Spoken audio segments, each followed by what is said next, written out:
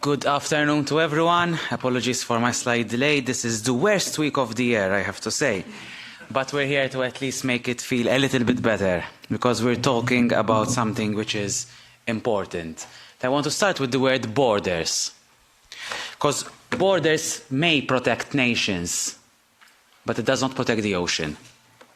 When we talk about our seas, we often fall into the habit of describing our seas as fragmented. Our waters, their waters, my national plans, your national plans, fragmented levels of control. But the truth is simple. Our ocean is one living system, one network of ecosystems, one past, but also one future that we can have together. And if we want to protect our ocean, we must start governing it as such, as a single unit. As someone born in a small fishing village on an island in the heart of the Mediterranean, I know what it means for a community to live entirely at the rhythm of the sea. In coastal and island regions, you cannot separate the economy from the ocean. You can certainly not separate coastal resilience from the future of small-scale fishers. Yet small-scale fishers are the ones who, to this day, still face the greatest injustices. Climate pressures, economic instability, unfair competition from larger fleets, and infringements by third country fleets, and so on. I also know very well what it means when a coastal community dies out. My fishing community has disappeared. Therefore, colleagues, a change is needed. We must rethink it all. While pursuing progress, we cannot ignore the people who sustain their livelihood directly from the sea, sustaining themselves and their families alike, generation after generation.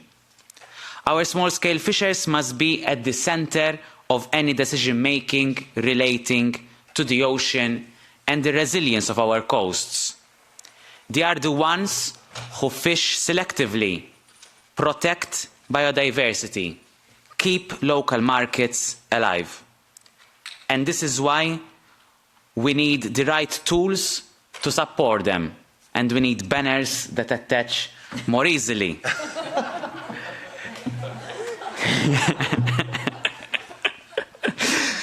Tools that address, you can leave it, they know it's Thomas Bajada, don't stress too much. Thank you to my team. Let's clap for them. The fisherman is fixing it. I was gonna do a joke, I will stop there. Thank you, guys. So we need the right tools to support our small-scale fishers. We need tools that address effectively the specificities of our communities, because what is needed in Malta might not be the case for Denmark. Our policies must reflect these differences through state aid, dedicated funding, and real regional flexibilities, so that authorities can tailor solutions to local realities. We need training, intergenerational renewal, and policies that attract young people and break the systematic exclusion of women from the sector. And that's why a just transition must also be a social transition. Our vision for the ocean must also embrace diplomacy. The most effective tool that the EU has at its disposal, and here I cannot stress this enough, are the RFMOs. I deem them as key tools through which the EU can leverage its international ocean governance efforts.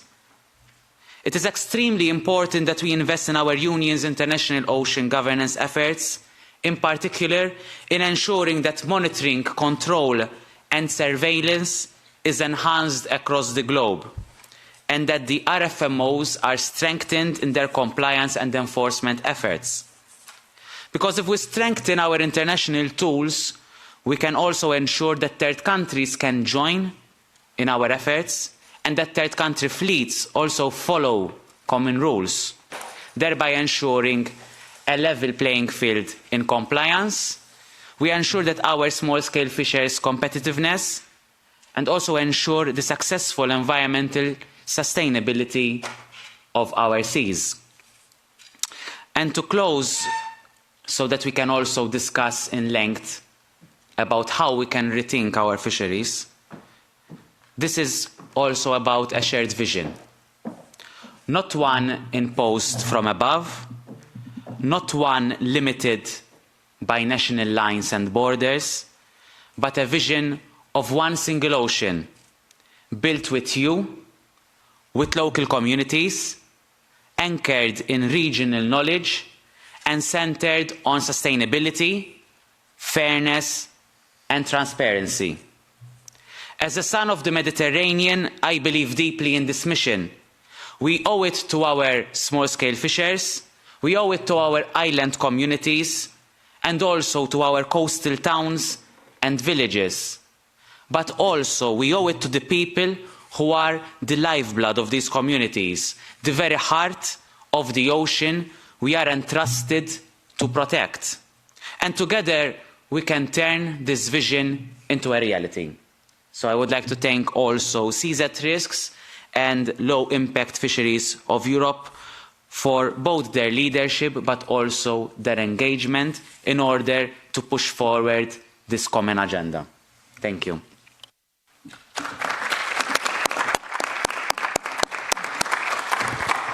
Thanks a lot, Thomas Bajada, for this powerful testimony, especially also coming from someone who grew up on a small island in the middle of the sea, noticing also the changes, the decline of the fishing community, and this bold call to action, which covered already many, many different aspects. And that was exactly the purpose also of the vision exercise we are diving in today, to have that comprehensive view on how the future of fisheries can look like. Both caring for fisheries, for coastal communities, and of course the marine ecosystems we all depend on so much. So your leadership in the European Parliament is essential on that front, and we are very happy also to have another bold ocean leader with us today, unfortunately only registered, but Catherine Chabot, former member of European Parliament, now Delegate Minister for Fisheries and Seas in France, sent us at 1 o'clock this morning a video message, which we are very happy to screen now. Dear members of the European Parliament, dear friends of the ocean, ladies and gentlemen, first of all, I would like to apologize for not being able to be with you today. Organizing this event during the negotiations is a message that I am sensible to.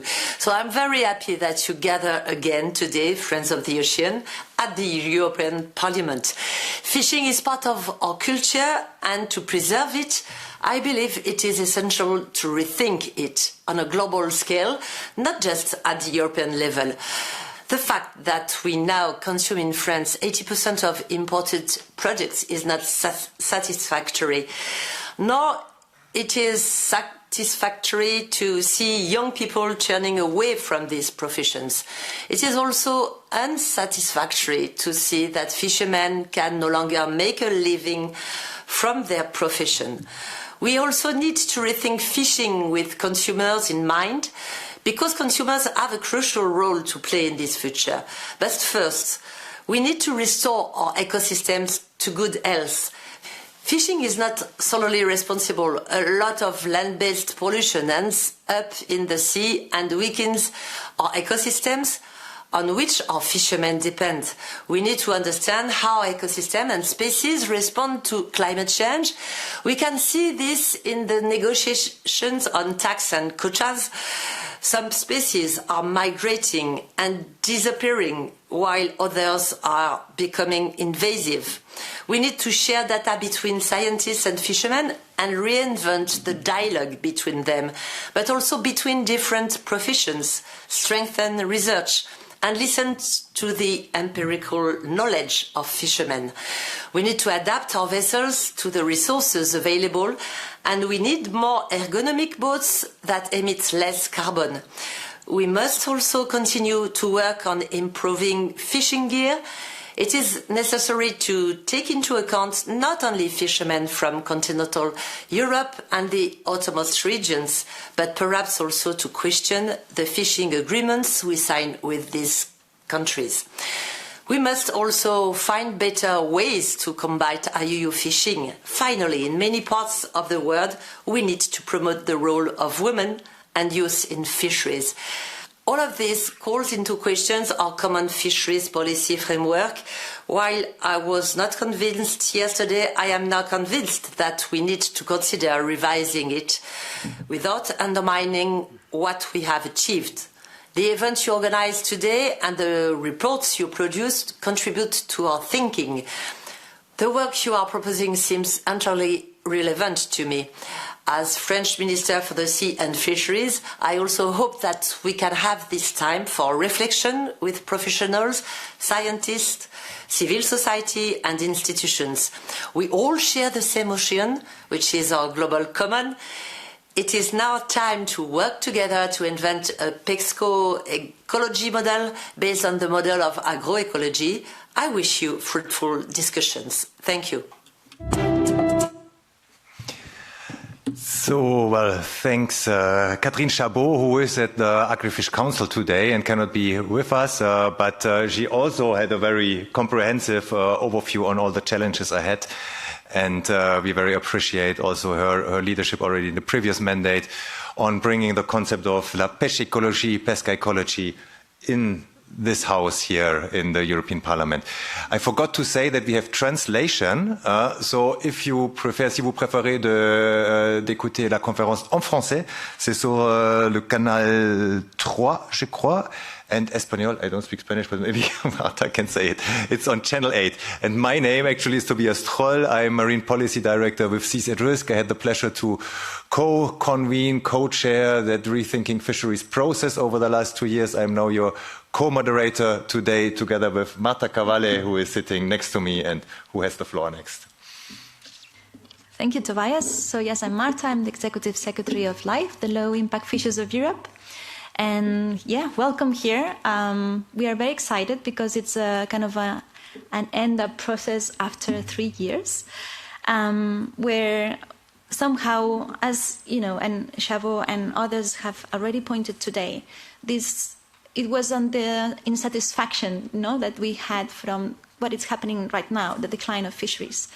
And that we needed some reflection on that maybe we are not pointing in the right direction, right? So we thought that it was important to have a vision that can point, that a North Pole kind of star that can highlight a bit where we are going, right? Or where we want to go. Because once you have this vision, then everything seems more simple to see how we can get there.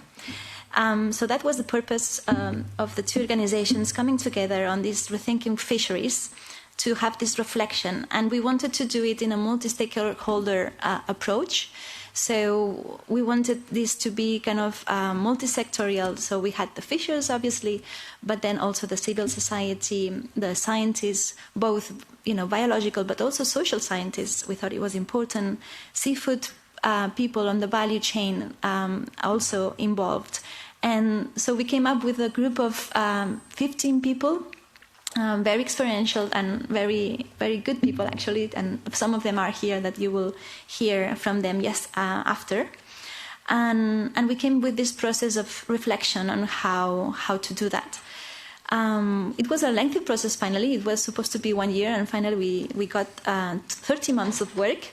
But that is because I think the issue is important enough and needed that reflection deeply. So finally we came up with this document, the Rethinking Fisheries document, that is going to be published today, but also another one that is more on the practicalities of it, on how, and that's what was published before, that calls the Fisheries for a New Era. that actually is kind of having the case studies, specific case studies, and on the business models on how to, put that in practice, how to put this vision in practice. That is already existing examples there that show, the direction that we want to take, or that we should take, right? So, well, we see here pictures of 3 in-person meetings, but we had many other meetings online and discussions and so on. And finally, it led us to today. So that's a bit from my side, and I will pass the floor to you, Tobias.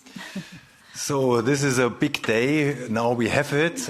There are a few copies on paper, but you have a very nice summary of the vision also in front of you, with a very beautiful a picture actually, so which illustrates how this vision actually could look like in a concrete coastal community with a lot of different details and elements.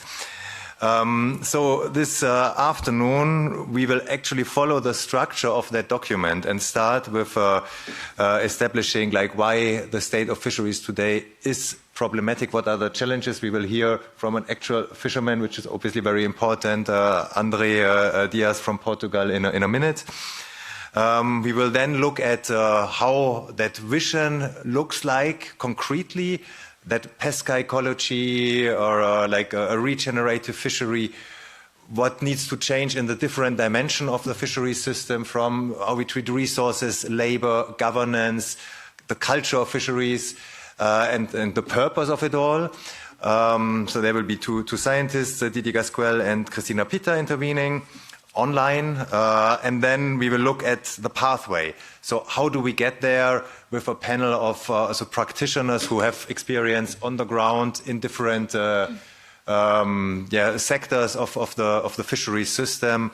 Before we conclude with a dialogue and input from the European Commission, how this all can be taken on actually also in ongoing European level political and policy processes. So that's a bit the plan.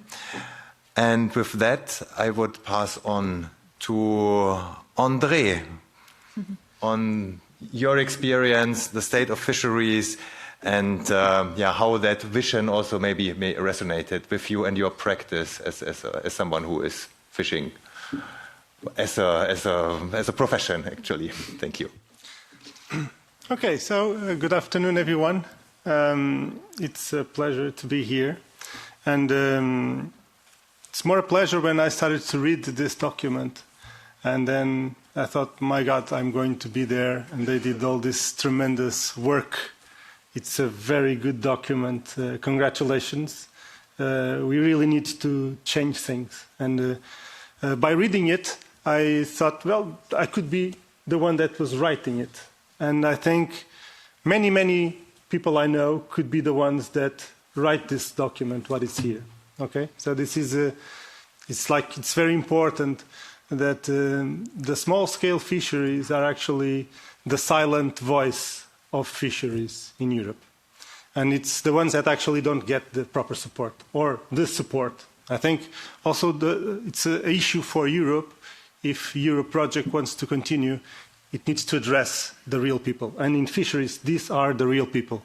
These are the fishermen. They can fish with one thing or another thing, but I see myself like a seaman. I can do many things on the sea, but the sea is my house and it's my culture. And in a way, it's why I don't give up the sea. So I will share a little bit about my experience also to tell how it reached here. I made a presentation, but it's not available now. So I'll try to give the numbers. So when I started to fish, I was 16 years old. So I was on the summertime, I was fishing. And in that time, it's always on sardine fishing fleet. In the first year was 95. In Portugal, we caught 85,000 tons of sardine. So then I was working and evolving, and along the way, I went to study marine biology. And well, in 2011, I take control of the company and became mine with some other partners. And in that year, we caught around 55,000 tons of sardine. That was the first year that I was the owner of the boat. In 2018, it was 10,000 tons of sardines in Portugal. So it was a huge crush. So eventually, I had to quit that kind of business. So it was an exploitation of the sardines is very important in Portugal. Now it's recovering again. But it was the structure of all the ecosystem is this species. So I kind of give up the fishing activity. I had started a business of ecotourism, whale watching tourism, like to diverse my activity in the past. So it was growing. I had the big pleasure of showing people the wonders of the ocean. So this is what is this? This is we teach the people that go with us every day. So I focus on that. This is 2018, 19, and then COVID appeared. I am a ruin in a way. It was also very bad for this. So I found myself back again regarding the fisheries and working with the fisheries because we were starting some projects in the Algarve, which was very interesting. One was to create a marine protected area.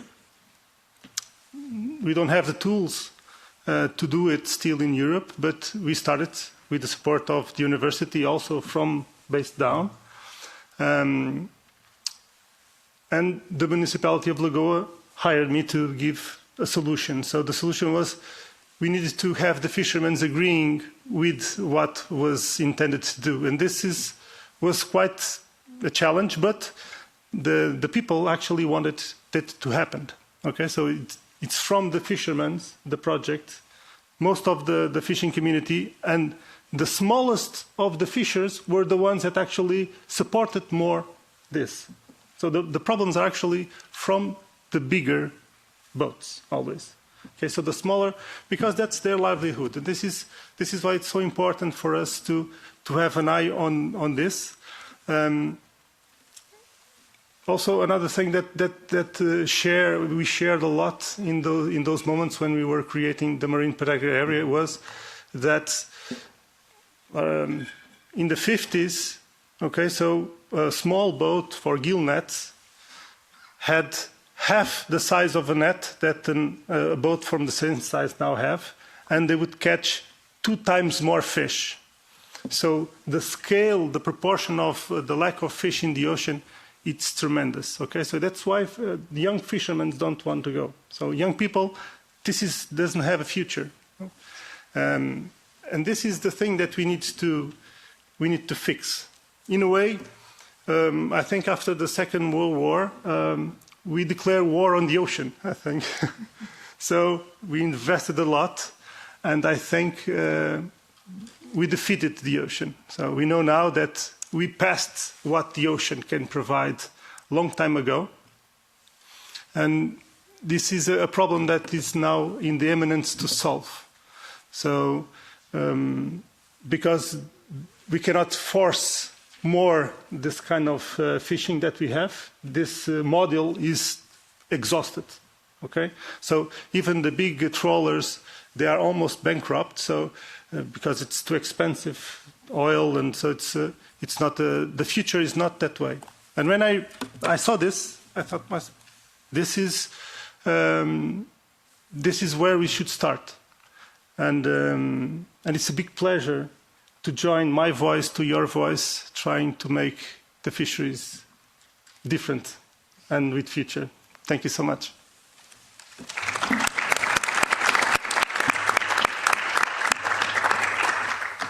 Thank you, Andre. And yeah, definitely, I hear what you say, and I totally agree. It was a nice journey that you took us to. And he just described a bit the model that somehow you said is exhausted, no? That it doesn't work. And that's also what we thought when we were kind of reflecting together, no? Can I have the next slide? If it goes. Okay, it's coming up. Okay, so that's what we kind of tried to put and in paper was there is a system that it's now currently happening, but it's not working, and we need to look at this system that we want somehow, and that we think that it should look like, right? So in this exercise, we got inspired also by the just transition movement on the climate sphere. We had the same this diagram that inspired quite a lot this process, because it shows a bit where we are coming from and where we want to go, and we adapted it to the fisheries world, right?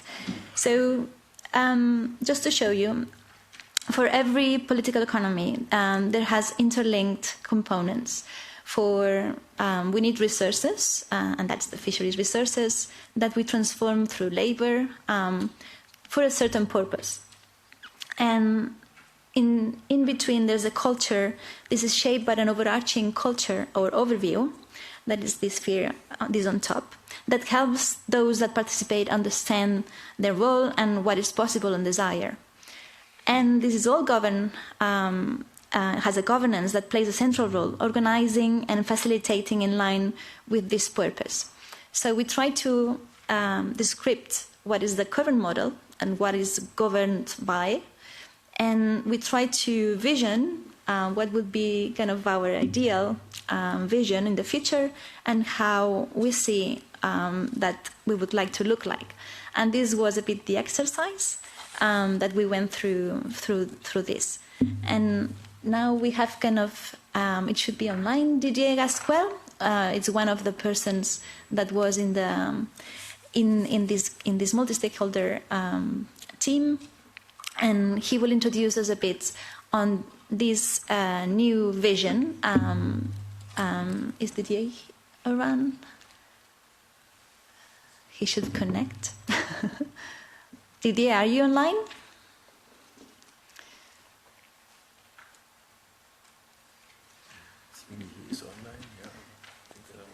He's online. Okay, he's connecting. Good. Yes. Okay. Thank you. Hi, Didier. Thank you. Hi, everybody. Je vais profiter du fait qu'il y a une traduction pour m'exprimer en français. Et j'en suis désolé, mais j'en remercie les traducteurs. Bien, d'abord, je voudrais vous dire que je suis vraiment désolé de ne pas être avec vous aujourd'hui. Vous traitez de sujets qui me tiennent beaucoup à cœur et j'aurais beaucoup aimé être là. Mais il se trouve que je suis retenu dans la ville, dans le port de Concarneau, pour des réunions avec les acteurs de la pêche. Et je dois dire d'ailleurs que j'ai beaucoup rencontré hier et aujourd'hui des acteurs déjà engagés dans la pêche écologie dont je vais vous parler. Alors, la pêche écologie, vous l'avez compris, c'est l'agroécologie de la mer. Catherine Chabot nous l'a dit, et c'est une façon de repenser en profondeur la façon de pêcher et la façon de gérer la pêche et d'aboutir, c'est bien l'objectif du plaidoyer qui vous est présenté aujourd'hui, à des pêches justes et à bas impact.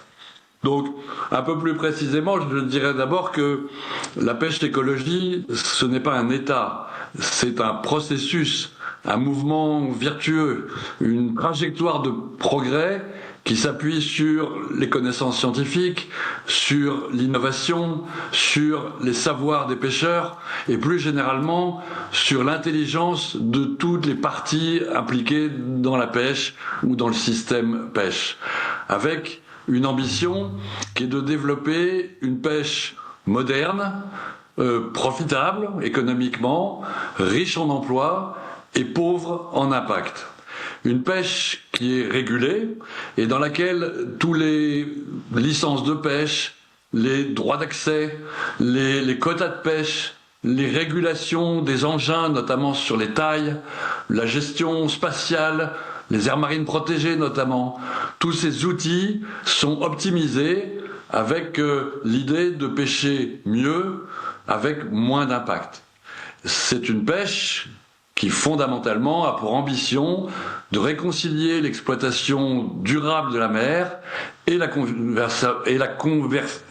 conservation de la biodiversité marine. L'idée est bien que ces deux notions, l'exploitation durable et la conservation de la biodiversité, sont en réalité les deux faces d'une même ambition, celle dans laquelle on affirme, on reconnaît et on affirme une interconnexion entre les humains et la nature, de façon à tendre vers des sociétés humaines et une nature de bien-être. C'est une pêche qui s'intéresse aux humains et à la nature. Alors, elle repose sur deux principes clés assez simples à comprendre. Le premier est qu'il faut récolter prudemment ce que la nature veut bien nous fournir, et le faire en recherchant en permanence la réduction et la minimisation des impacts de la pêche sur tous les composantes de l'écosystème. Et le deuxième principe qui est qu'il faut en permanence rechercher la maximisation de l'utilité économique, sociale, mais aussi culturelle et sociétale de chacun des poissons que nous capturons.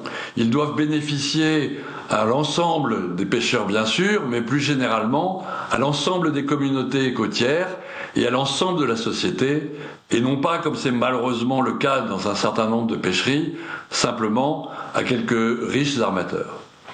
Je reviens rapidement sur ces deux principes.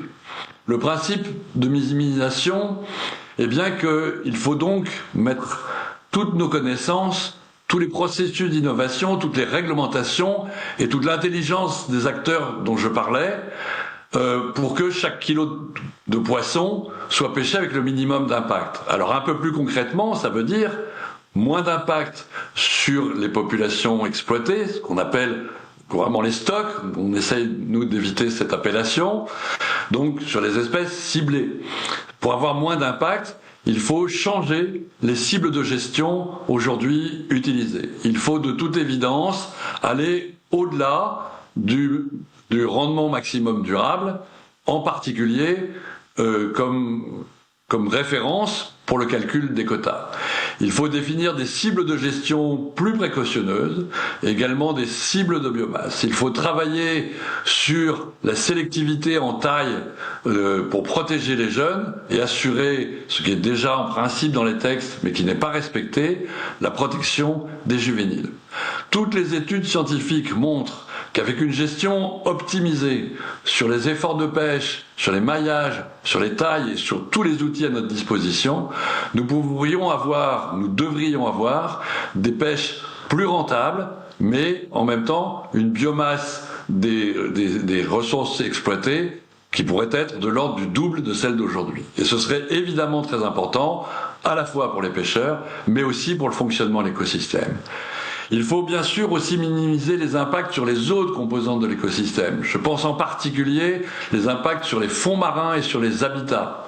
Là aussi, il faut innover en matière d'engins de pêche, encourager les engins de pêche et les pratiques de pêche à bas impact. C'est un aspect qui est important, mais qui n'est pas le seul, mais c'est un aspect important.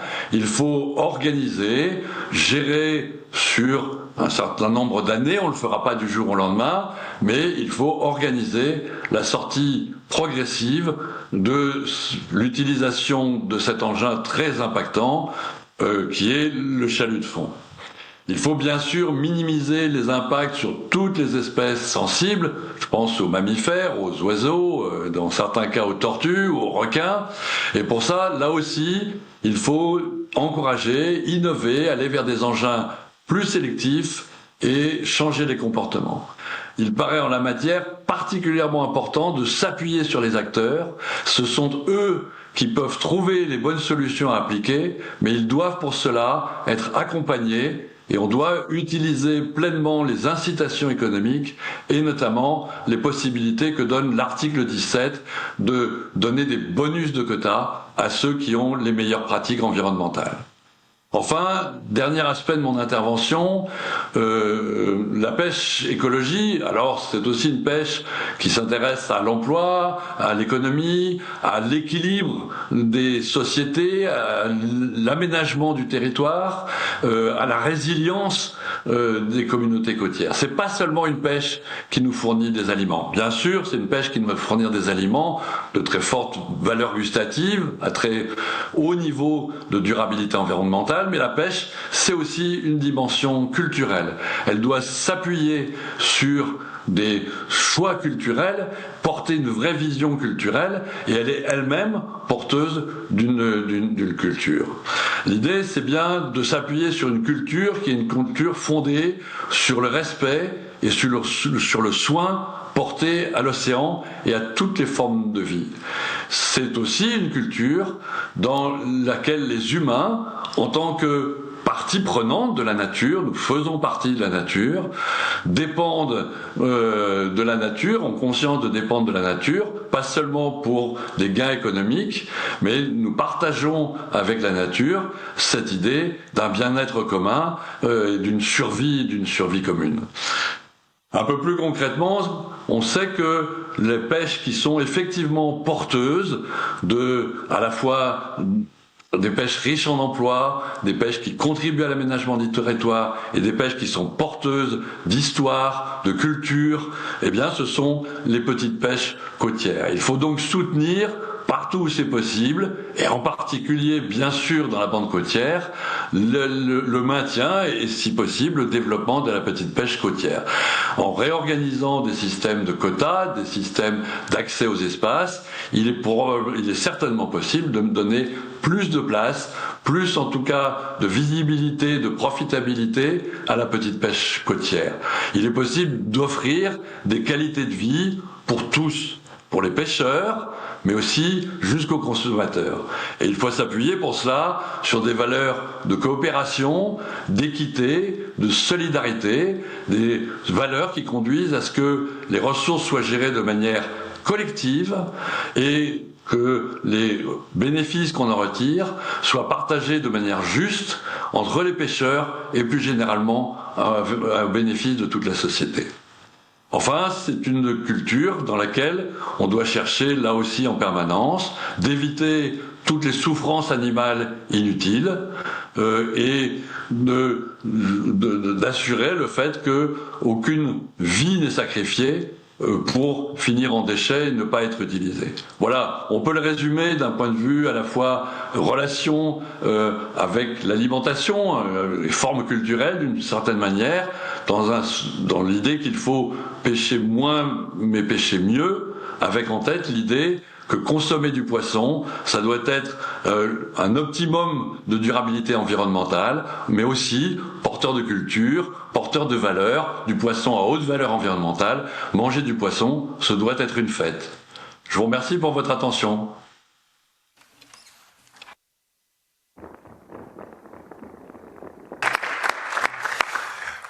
Merci beaucoup Didier. Donc c'est formidable que tu aies pu nous joindre à distance. Didier est en plein tournage d'un cours sur la pêche écologie. Il ne pouvait pas se déplacer, mais il était très engagé pendant 2 ans aussi dans l'élaboration de cette vision. Et donc je crois que ça a bien illustré aussi le savoir et l'expérience qui a nourri cette écriture. We will now look more, especially also in the social and socio-economic aspects of the vision. And I'm very happy that Christina Pita, who was also a key contributor to the drafting of the vision, is with us also by distance. Unfortunately, she would have loved to come, but she recently took a new position as lead principal researcher at the Institute of Marine Research in Vigo, in Galicia, in Spain, which is even more difficult to reach than to come to Brussels than before when she was in Lisbon. But it's great to see you on the screen, Christina, and welcome to this session today. The floor is yours. And please just say when you want to switch the slide. I think that would be the easiest. Hi, can you hear me well? Yes. Perfect. Could you put the next slide, I think? I would like to thank, first of all, good afternoon, everyone. I would have loved to have been there, but in Galicia, and I have a meeting with small-scale fishers tomorrow morning, which makes it kind of difficult it's very difficult to get from Brussels back to Galicia to be here tomorrow morning, so that's why I could not go to Brussels. I would like to start by saying that I'm sorry for not being there, but also by thanking the organizers, Seas at Risk and Life, for putting forward this initiative and giving me the opportunity to speak. My presentation will continue from Didier on issues of labor and governance. So, to set a bit the scene, the EU fishing sector employs around 60,000 fishers at sea, plus about 130,000 workers in processing and many more in logistics, auctions and retail. Small-scale coastal fishers make up around 3/4 of the EU active fleet and roughly over 50% of on-board employment. There are many challenges with the current EU fisheries labour. The current economic models treats labour as a cost that needs to be minimized, sometimes resulting in poor and unfair working conditions, especially in large-scale industrial fishing vessels. Women's contributions are often undervalued or completely invisible. The workforce tends to be quite an aged workforce. Most people working in fishing are quite old, and there's a declining prospects make the fishing increasingly unattractive to younger generations, leading to problems with recruitment and succession, ultimately undermining generation renewal, which is a big problem faced by the EU fishers at the moment. And this accelerates also the population of coastal communities. Next slide, please. The pesca ecology vision is that labour should move from exploitation to cooperation. Under this vision, labour should be grounded in a human rights-based approach that ensures dignified work through the entire value chain for both business owners and employees. There should be justice, equity and cooperation. This should be prioritized at every stage of production and distribution. The work of all involved, being it women, young people and other marginalized groups, should be recognized and respected. Decent jobs in low-impact fishing should be secured and expanded, with new opportunities across the local seafood sector contributing to the maintenance, development and resilience of coastal communities. Organizations, practices, techniques and gear that maximize local employment within ecological limits, of course, should be supported and prioritized. And partnerships, networking and cooperation should be strengthened, fostered for more cohesive and resilient regions. In this vision, low-impact fishers are organized into dedicated structures and are empowered to act as agents of change and stewards of sustainable and equitable food systems, sharing knowledge which leads to innovation and social entrepreneurship. Next slide, please. Now, talking a bit about the governance of EU fisheries. Despite some elements of co-decision and regionalization within the common fisheries policy, EU fisheries governance remains largely top-down and centralized, with the processes driven mostly by national governments and EU institutions, and heavily influenced as well by established lobbying groups. Fishers, coastal communities, and civil society tend to be denied meaningful participation, with fishers' knowledge and experience being undervalued and overlooked in decision-making. The distribution of fishing opportunities lacks transparency and tends to favor those which have historical benefits the most in a particular region. Privatization of quotas in many countries contributes to concentration and speculation as well. The restrictive system of producer organization often excludes small-scale fishers. Next slide. The pesca ecology vision is that governance should move from command and control to power sharing, Under this vision, the system the system is inclusive and governance is participatory, promoting co-responsibility among all stakeholders through decentralized, community-driven, bottom-up, ecosystem-based and adaptive management. All types of fishers are fairly represented alongside all stakeholders involved in the process.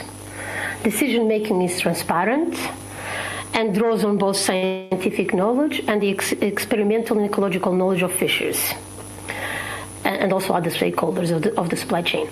Transparency and accountability are ensured throughout the entire value chain through robust traceability and fully documented fisheries. Community-supported schemes and the participatory guarantee system, which is a type of system that's a locally focused, trust-based quality assurance model, are widely adopted. These mechanisms enhance accountability, communicate the added value and story behind the catch to consumers, strengthen trust and engagement of consumers with the fishing communities. Exactly. Co-management, which is a partnership arrangement that tends to be between the government and the local community, but also can involve, in many cases, NGOs, research institutions, and other stakeholders, and they share responsibility and authority for management of a resource in a particular geographical area, has a especially relevant role to play in the pesca ecology vision. Co-management is crucial to address today's fisheries challenges and enables fishers, especially small-scale fishers, to survive and thrive. This is my last slide, so I would like to thank you again for the invitation to speak and looking forward to any questions. Thank you.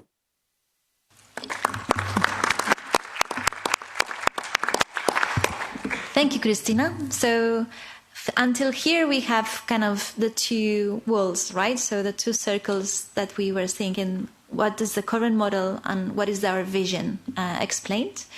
Should we move to the next round of speakers, or should I explain that first? Yes. Okay. So before I call for the next speakers to come up, the idea is to explain you that, okay, so we have the two models here explained, but of course we want to move from one to the other. So the next session is to explain about the pathways, how really we can go there.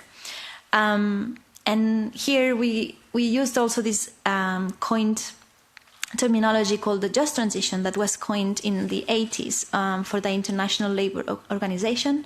And basically the definition says, greening the economy in a way that is fair, inclusive as possible, creating decent work opportunities and leaving no one behind.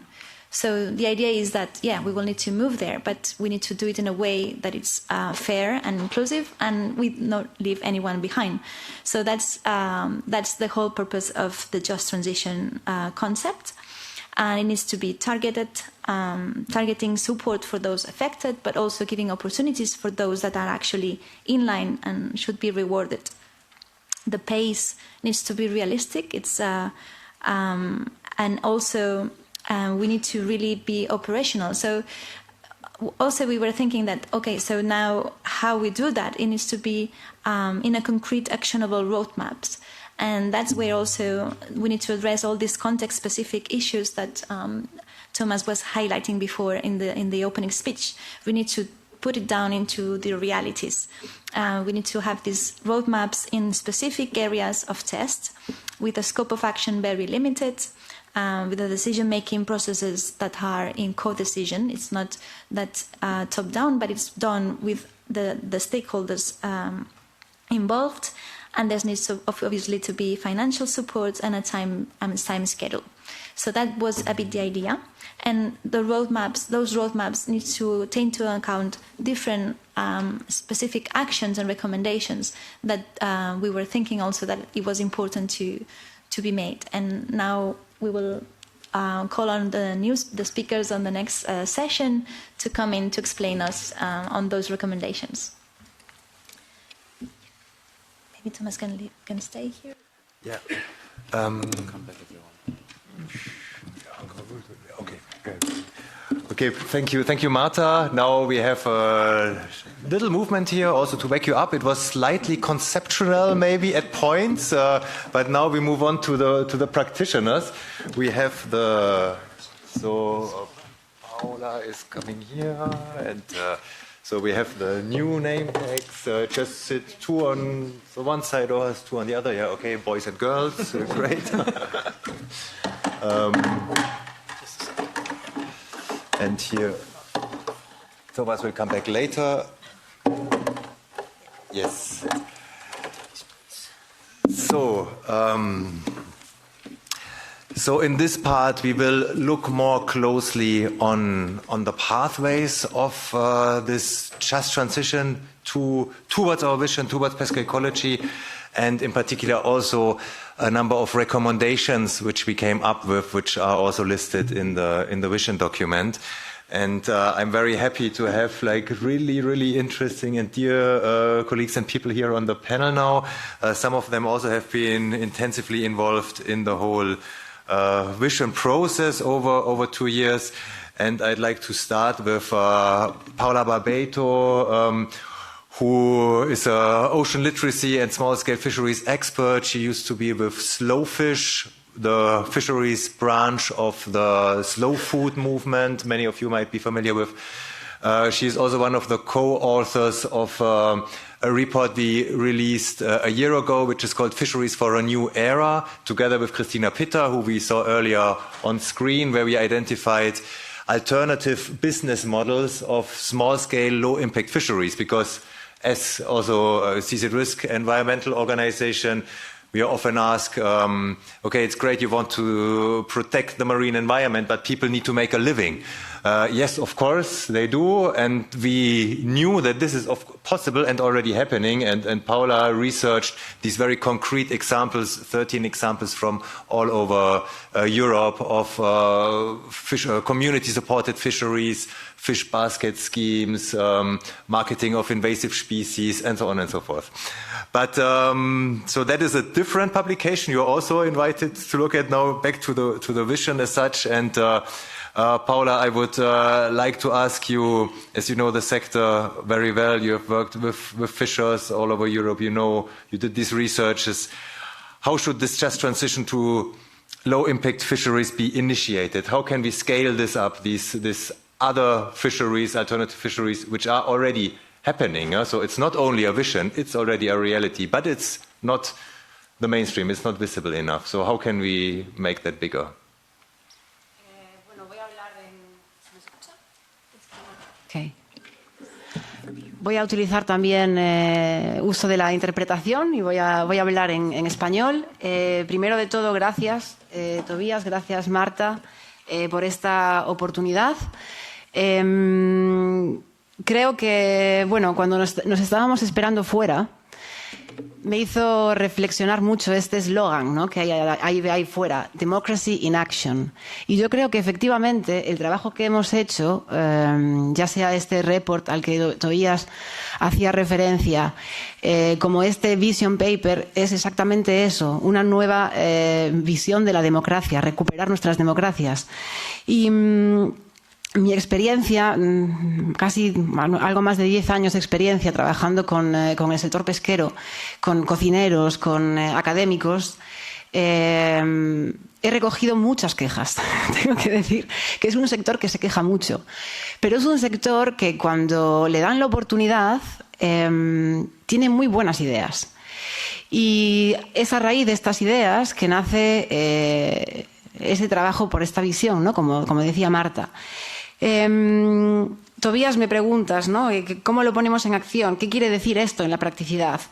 Bueno, yo lo que voy a nombrar son 3 recomendaciones que son el fruto de trabajo del gran equipo que ha estado detrás de esta visión, pero quiero también enfatizar que recoge muchas observaciones, al menos por mi parte, conversaciones que he tenido con pescadores y pescadoras, no solamente de Europa, sino de todo el mundo.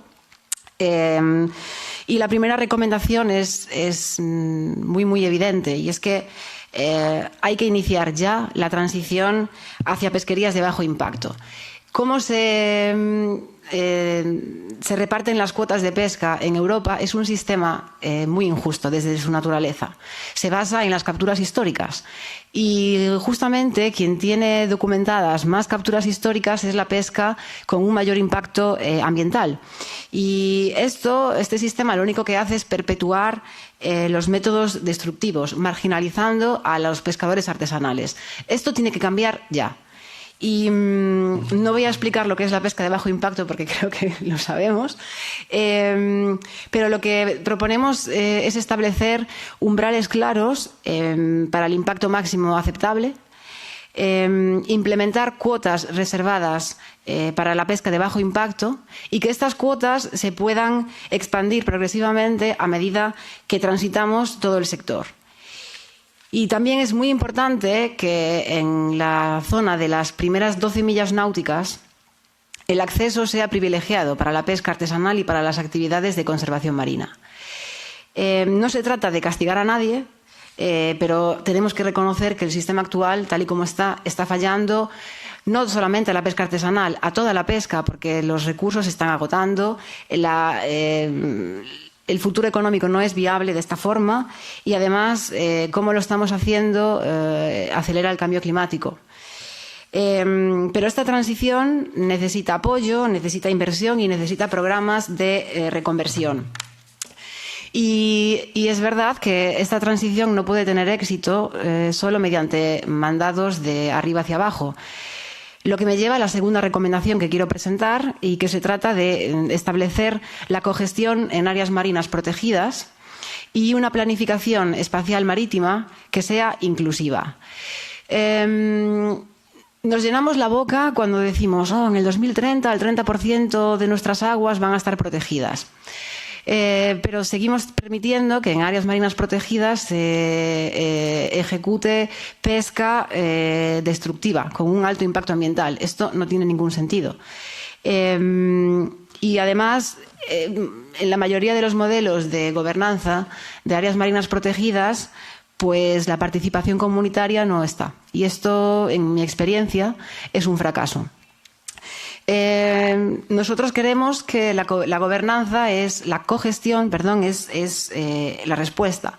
La cogestión es un modelo de gobernanza que ya anticipaba Cristina, en el que el gobierno, la comunidad pesquera, la comunidad científica, organizaciones ambientales, comunidades costeras comparten la responsabilidad y la autoridad. No es un modelo nuevo, existe desde hace mucho tiempo y tiene resultados muy positivos. Lo que requiere es la voluntad política y marcos legales adecuados. Hay que legitimizar los modelos de cogobernanza, de cogestión, perdón. Voy a nombrar algunos de los beneficios, los que están más cerca, los que me tocan más, digamos.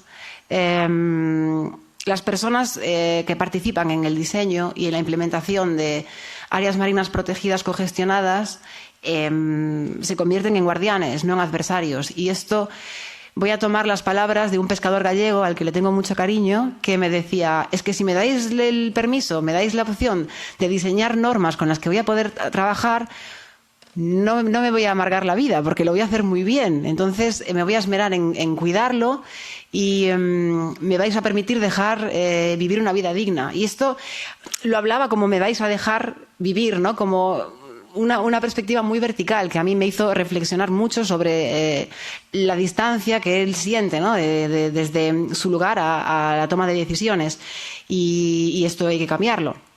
Y otro de los aspectos que pone en énfasis este modelo de gobernanza con la cogestión es este conocimiento ecológico local. Estamos hablando de generaciones y generaciones de comprensión sobre el comportamiento de los peces, sobre la dinámica de los ecosistemas, que cuando se ponen en conjunto a los modelos científicos se convierten en instrumentos de gestión muy eficaces y muy adaptativos a un contexto de cambio climático al que nos estamos enfrentando.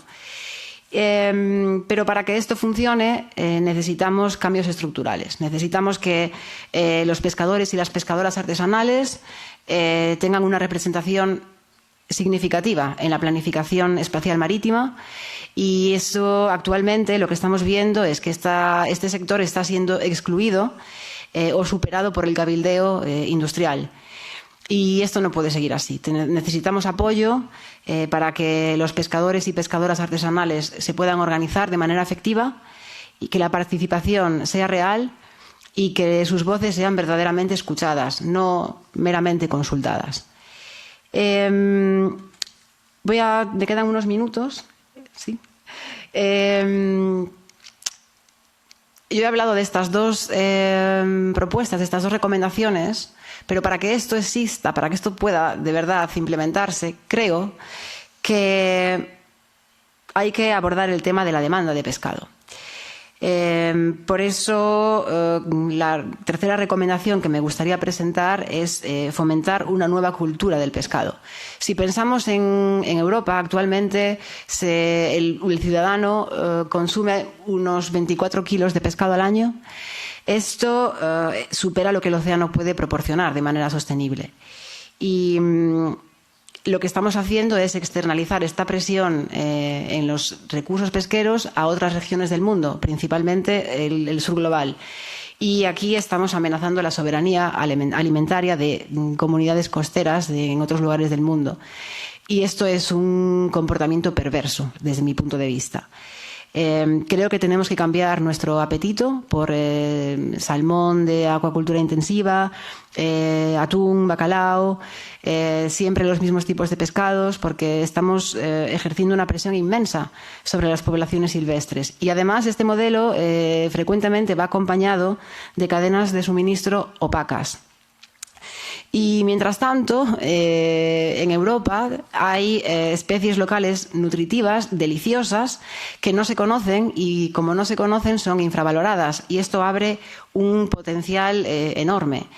Este cambio cultural en el consumo de pescado, y era algo de lo que ya hablaba Didier en su intervención, se trata de reducir el consumo general, ¿no? Disminuir la cantidad y empujar la calidad, adoptar dietas que sean más conscientes y que sean más diversificadas y que se centren en torno al pescado local, de temporada, de bajo impacto, que se promueva el uso completo del pescado, favoreciendo la reducción de desperdicios, atrevernos con especies poco conocidas, especies infravaloradas, especies invasivas y fomentar relaciones directas entre quién pesca y quién consume ese pescado. Y esto es un elemento fundamental. Y aquí vuelvo otra vez con el eslogan Democracy in Action, porque para que esas cadenas de valor se acorten necesitamos que esa cogestión vuelva a conectarse perfectamente. Y la propuesta que hacemos es introducir un sistema de garantía participativa, que ya mencionaba Cristina en su intervención. Estos sistemas de certificación participativa no solo certifican las prácticas sostenibles, sino que deberían funcionar como un elemento de unión de iniciativas locales en torno a comunidades de práctica que se basen en la transparencia, en el aprendizaje, en la rendición de cuentas comunitaria. Y esto haría que se reuniesen productores y consumidores para co-crear un sistema de productos del mar que sea más justo y que sea más sostenible. Pero las autoridades tienen que proporcionar incentivos para transitar hacia esa sostenibilidad. Hay que premiar estos comportamientos más sostenibles a lo largo de toda la cadena de valor. Yo creo que la situación a la que se enfrenta Europa es una encrucijada en la que hay dos opciones. O seguimos como estamos y esto nos lleva al colapso, o cambiamos. Y cambiamos con esta visión, ¿no? que hemos diseñado y que yo creo que en esta visión me puedo imaginar a una comunidad pesquera donde pescadores y pescadoras pescan con bajo impacto, tienen capacidad en la decisión del futuro de sus aguas y tienen una relación más cercana con quien consume sus productos. Yo creo que eso es un futuro viable para pescadores y pescadoras. Y si lo es para ellos, lo va a ser también para sus hijos. Y bueno, voy a parar aquí y veamos después cómo sigue el debate. Gracias.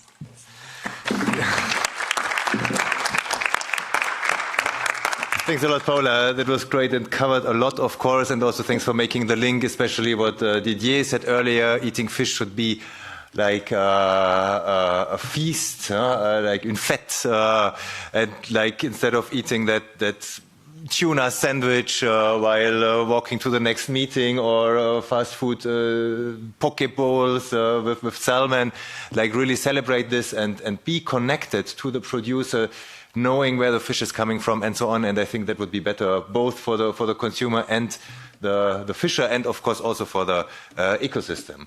So thanks a lot for that contribution. We will move on to Mark Eskelund, who is political advisor with FSK-PO, a producer organization with, I just learned, over 100 fishers now, which is amazing, all committed to low impact fisheries, most of them small scale in Denmark.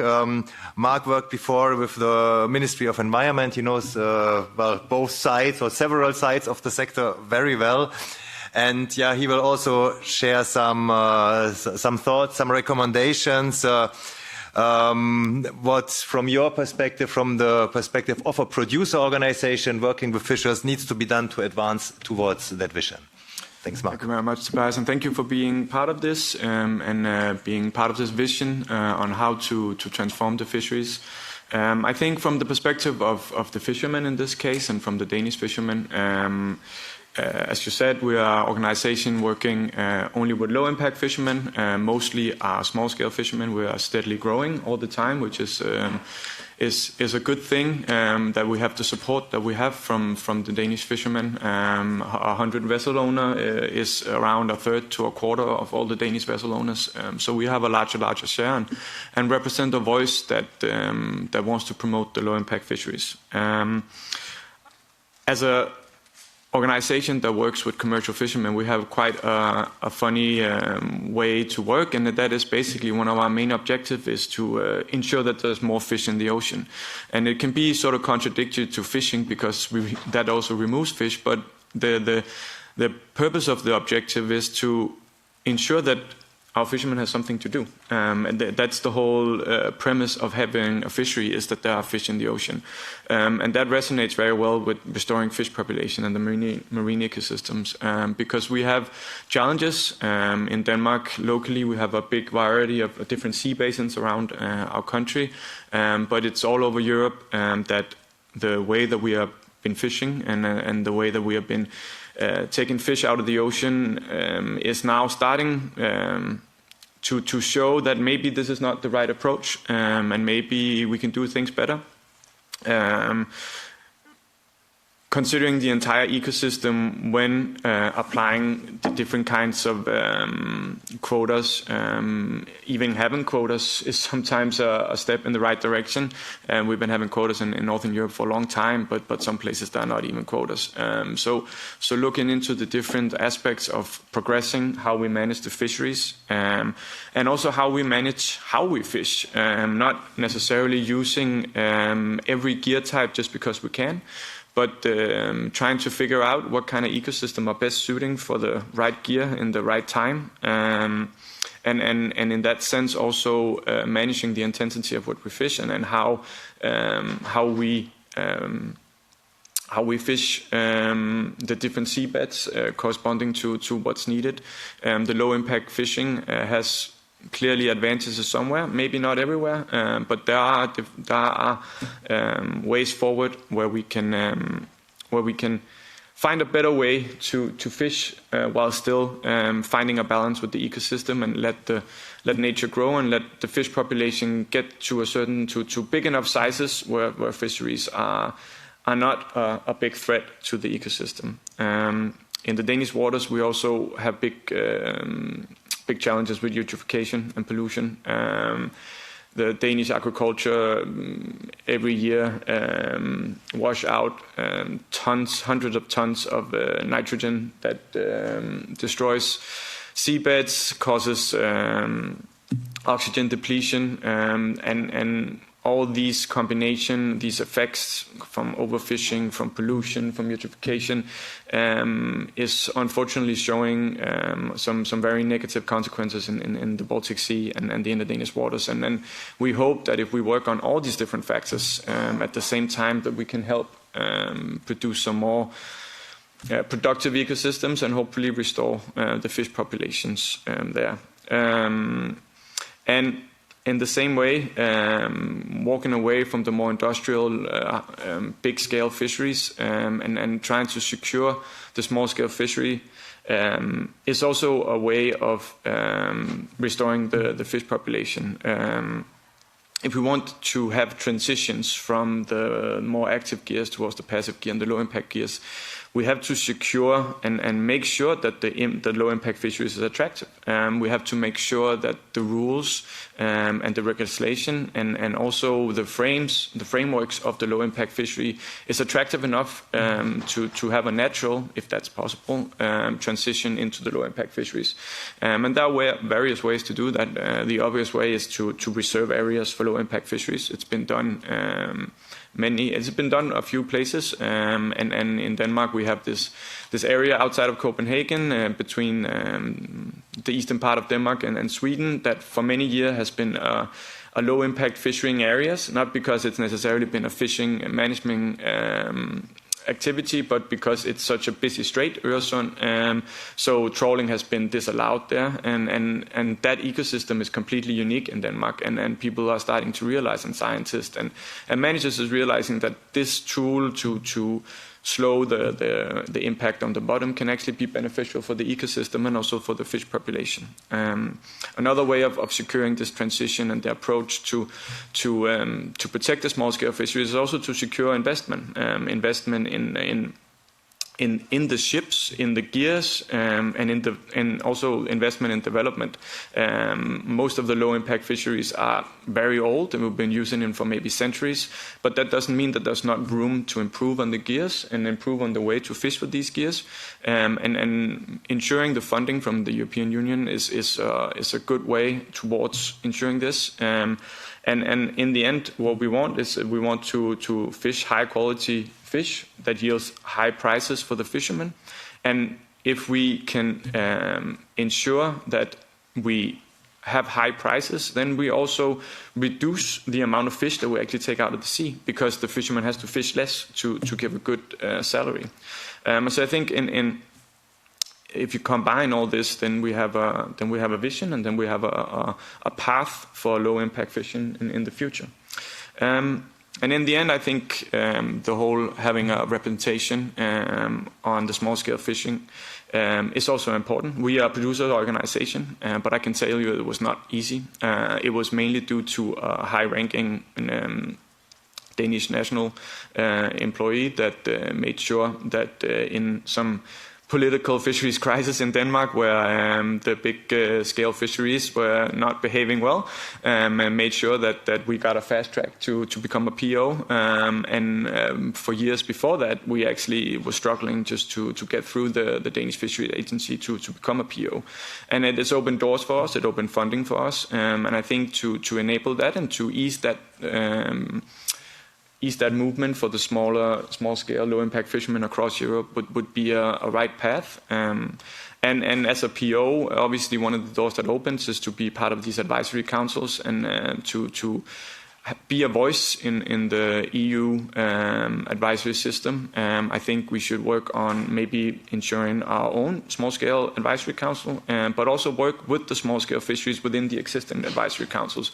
Make working groups, focus groups, where we focus on the specific challenges and topics that is relevant for the low-impact fishermen, and help also in the more holistic way for the approach and the vision towards a small scale and low impact fishery in Europe.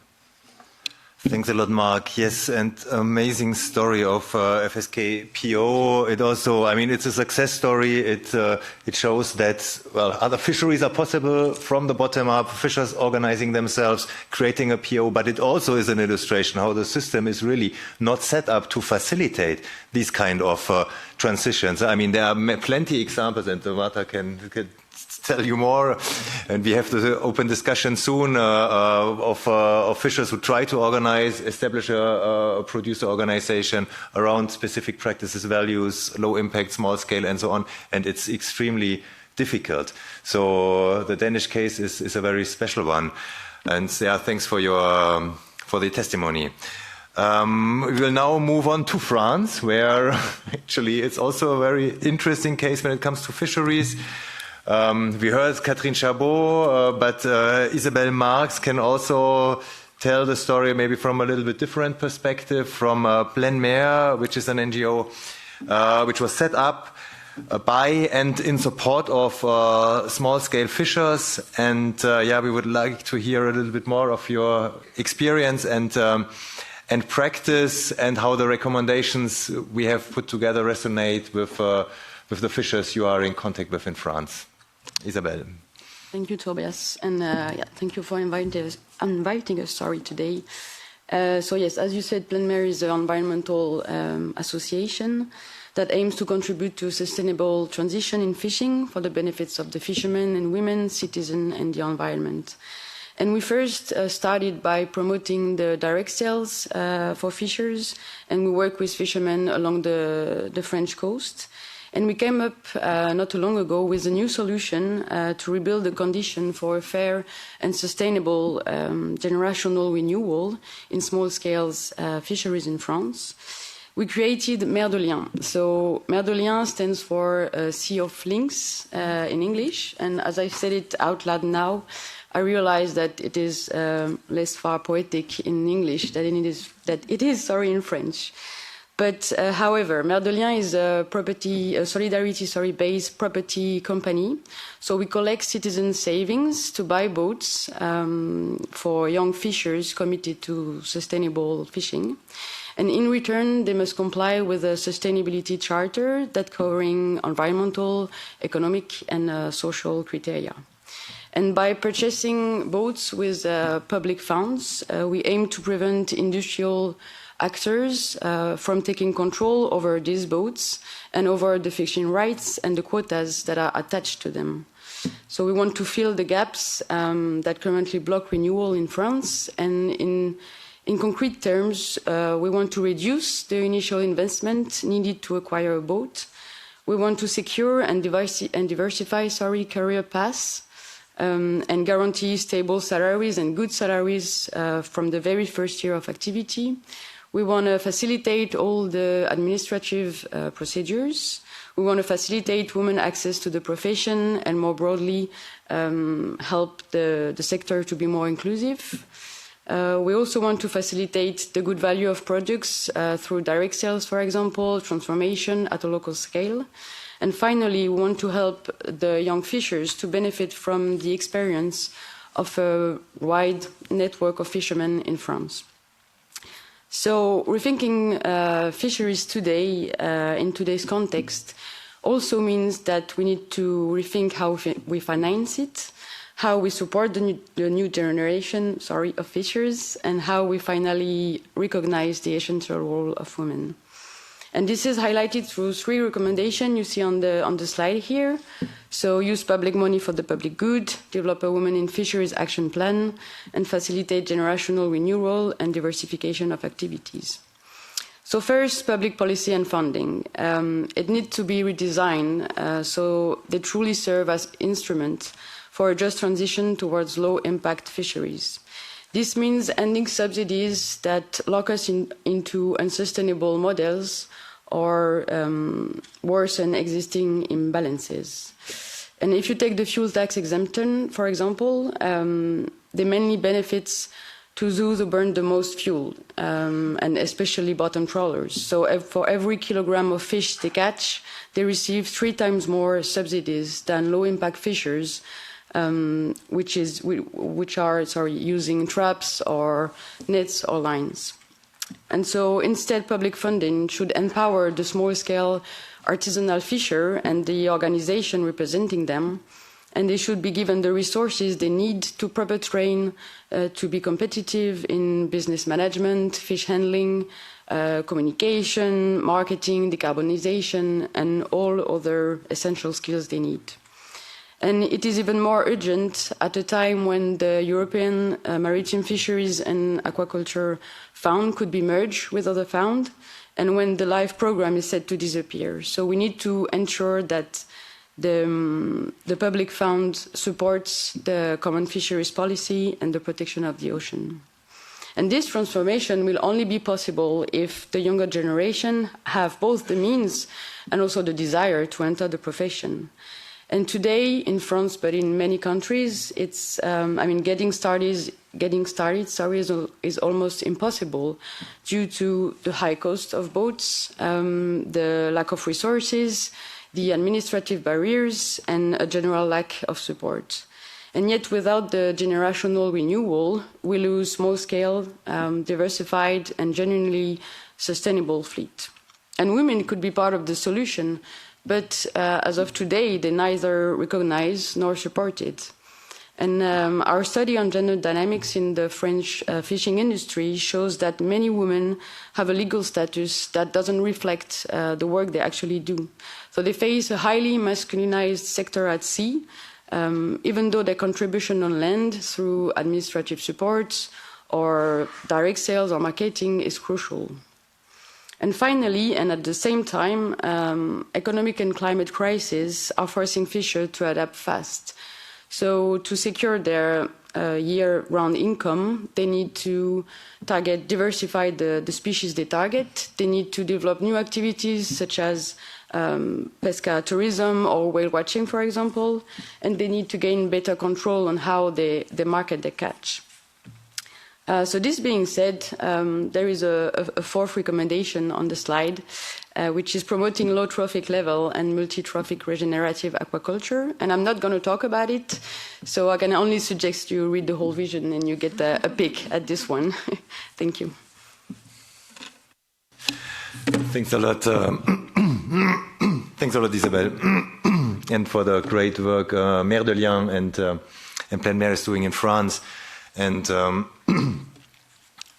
just the one thing you said about the diversification of income, I think is also extremely important, because when we talk about resilience, which is increasingly relevant in the context of these pressures, I mean, climate change and economic pressures, changing markets, and so on.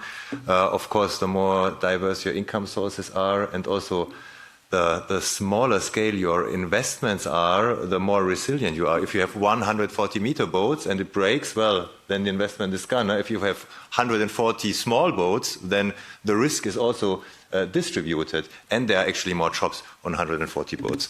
So I think this is something where we also can get some inspiration from agroecology, as we also heard earlier. If you think of peasant agriculture and agro-tourism schemes, for example, transformation and so on. There is a long tradition now, 40, 50 years in that sector. In the fishery sector is still nascent. So it's very important to build on these experience in order to make the sector more resilient from our perspective. And the multi-trophic low impact aquaculture, of course, is also, we don't talk a lot about it, maybe we can touch on it a bit in the discussion, but there is certainly a lot of potential. European Commission also has an algae strategy, and there are experience with multi-use, with also offshore wind farms. So diversification is possible there. But now let's look more at the value chain and the perspective of a fishmonger who has specialized in distributing, marketing low impact seafood in Belgium. So very happy to have you with us, Jan Versteten here from Tienen. Pinterfish also involved in the vision process over 2 years, and bringing that particular perspective of someone who is at the interface between the consumer and the producer. And we would love to hear from you how, from your perspective, the value chains of seafood need to change, and which recommendations you would like to highlight towards that vision. Thank you very much. So Jan Versteden from Pinterfish, we are a fishmonger, as was just explained. The thing that we notice the most is that there are no consumers who want to buy bad fish, for starters. There are no consumers who want to harm the planet. So what we are what we were trying to do is try to sell sustainable fish. That means that we, for us, that sustainability comes partially from the trust that we have in fishermen. So one of the things you can do is monitor everything, which is very important. The monitoring is what creates the data for scientists to say what needs to be done. That's not not my specific job. But we notice that our clients are interested in sustainable fish. The thing that we need is to get more sustainable fishermen to, in a way, catch more fish. For us, the specific problem is that because there is overfishing, which is noted from which we know through the monitoring, there is overfishing, which means that the small-scale fishermen don't catch enough fish, which in turn means that they can't market enough fish to make a living themselves. And what we are trying to do is to, in a way, connect these different fishermen through sales. That's what. So if there is someone who has very good cod, for example, from Denmark, then maybe that cod can be sold somewhere where they have good place or another fish. That way, we connect the fishermen and we try to create a group in order to get more, to get their voice out even better. So what we need for this is our clients and we are interested in knowing what's going on. Therefore, the documentation of the catches is very important. The thing with documenting this is that the fishermen need to provide the correct data as well. It's a popular saying that fishermen are the custodians of the sea. That does not make them saints. And that's something that we have also learned as well. If you talk to people, but if you talk to fishermen off the record, then you realize that the monitoring isn't always as optimized as it should be, that it's not always 100% accurate. Even the scientists know this. The Belgian scientists I speak to, they often say that the data they are provided is insufficient. So they need more. They need more information in order to get to a decent policy. Now, as for the value chain, there are two approaches, the top-down and the bottom-up approach. Now, what we are trying to do is the bottom-up approach, because we are trying to sell that fish. I once heard a scholar say that a fisherman does not make a living fishing. He makes his living selling fish. And that is why it's so important that there is someone who can get that fish to the clients. One of the things that you, as Paula has also mentioned, are the direct marketing schemes, which are going ever more popular in small scale, in small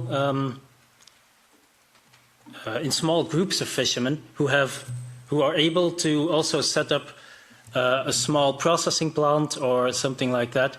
In that way, they can sell directly to their own region, which is the best way. Definitely, because there's less transport, you know where the fish is coming from, and that's what's very important, is that people can see where the fish is coming from, that they know why it is sustainable and why, for example, we are selling that fish. Why did we choose that? That's what they want to know. But not everyone is interested in all this information. So you can try to educate people, but not everybody is going to listen. I have many friends that, well, a lot of them don't eat fish for starters, but also they do care for the environment, but they won't necessarily go to great lengths to save it. And that is why it's important for people like us, the fishmongers, to also go for that sustainability. And what you notice is everything it's an ecosystem, but that ecosystem is not just nature, it's everywhere. It's all the people have to come together in order to create this sustainability, to enhance small-scale fisheries, to enhance the possibilities of small-scale fisheries. So one of the examples of small-scale fisheries, or at least more sustainable fisheries succeeding for me, was when I visited Alaska for the salmon fisheries. Now what they did there was, at a certain point the government came in and they had a lot of rules that they put onto the fishermen. And those fishermen, not all of the fishermen were very enthusiastic about this because it meant that they could catch less, so they made less profit. But after a few years, they started noticing that the fish was coming back because they were so strict in the way that they controlled the fishing. And what's also important to know is that this top-down approach from the government is also part of a bottom-up approach from people continuing that pressure onto the government to say that this is what we want. People sitting here who keep insisting on getting more sustainable fishermen, on making sure that those sustainable fishermen can make a living. And that's... But in order to know what's important, we get to the first part of the slide, which is the transparency and monitoring, which you need in order to see what is good fisheries. And then another thing is the overexploitation of third country and international waters. There also, it's not, I'm referring back to salmon, which is not a European fish, not a lot of European fish, at least. If we look at farmed salmon and a lot of farmed fish, it is fed with fish that is caught at the coast of Africa, which is a very big problem, which goes way beyond just the fishing, the local fishermen not being able to catch fish. This may seem like it's a local problem over there. They don't have food. We're in Europe. We're still eating. We don't see this. But the thing is, those people who live there, they no longer have food. They no longer have livelihoods. So it also has an impact on migration. Not to mention the impact that those kinds of fisheries have on the environment and on the bottom of the seas. So once more, that's where the monitoring comes in, and because of the monitoring, we actually already know that large-scale fishing is doing more harm than it is doing good. The last one is to ensure that seafood imports comply with EU standards. For this, I would like to make a link to another thing we do. We also have a butchery, and you see a lot of same problems coming back with farmers. Oftentimes, it's the same thing. There are the EU has standards, and quick side note, which is my personal opinion. Oftentimes, they say that the EU is doing too much so that it is no longer competitive. I don't think that's right. The problem is not that the EU is doing too much. The problem is that the other ones aren't doing enough. That's very important to realize. But that makes it even more important to make sure that everything that enters the EU is held to the same standards. Once more, back to salmon. Sorry for that. So we had different types of salmon that we ate in Alaska. All of them were good. And we were just trying to decide which one we were going to import. So when we came back here, we were back in Europe, and we said, well, what did that particular fish taste like? It was coho in this instance. And so we went out to a store, we bought one, and we threw it away. The same fish that was so delicious when we ate it in Alaska was complete rubbish when it came here. And why was that? Because of the way it was processed. So we must make sure that everything complies to the same standards that we hold for. We take it for granted oftentimes that things are reasonably good, but they are not. And that's why it's once more important that we keep fighting in order to make sure that we uphold our standards and that we can so we can uphold our standards and make sure that our fishermen still get a decent living. I think that's almost it. Thanks a lot, Jan. Yeah, this was a very important contribution, especially making the link also to that global dimension, which is not the primary focus of our vision document. We had a European focus, but obviously the WTO, I think, says that or found out that seafood is the most traded food commodity. So it's really crazy, these global supply and value chains, and you illustrated it very well with also the fish feed phenomenon from Senegal, then going into aquaculture, salmon farms, and so on and so forth. So I hand it over now to Marta for the discussion, and then the floor is yours. Well, you handed it to me, but actually we will hand it to the audience now. So I think now we are enough of us explain things, and I think we want to actually hear from you. Probably you have questions to the speakers. We still have Didier and Christina online, I think, if I'm not mistaken, that also could answer some of the questions. You have all the speakers here. Andre is here as well, and I'm sure that also he can answer any questions. So I think now it's the floor to you, to the audience, both here in presence and in online, to make any questions or comments about it. I maybe could start with the people in the room, if there's any questions about. When you do raise your hand, sorry, please introduce yourself and do your question or comment. The floor is yours.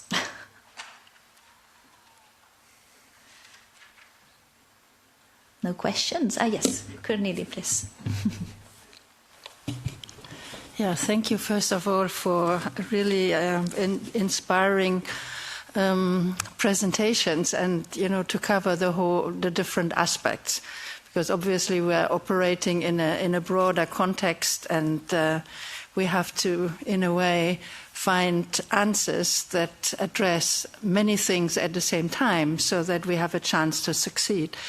But when I look at some entries on the social media, for example, about quota allocation in France right now, it is a little bit of an anti-climax, because apparently the same quota allocation criteria prevails in terms of rewarding the big-scale destruction, rather than starting at least first steps in allocating more quota to small-scale fishers. Because the big question is really, okay, we know all this in a way, a bit better, a bit less good, but, how do we actually practice? Where do we create bigger pockets of gaining experience of what can work? And I was very encouraged when, in the first consultation a few weeks ago, resource restoration was at the top of the agenda.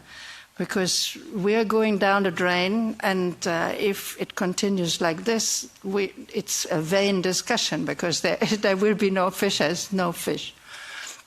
So how do we get that and restrain these super trawlers, for example, the 10, 12 we have that are 80 to 150, 40 meters.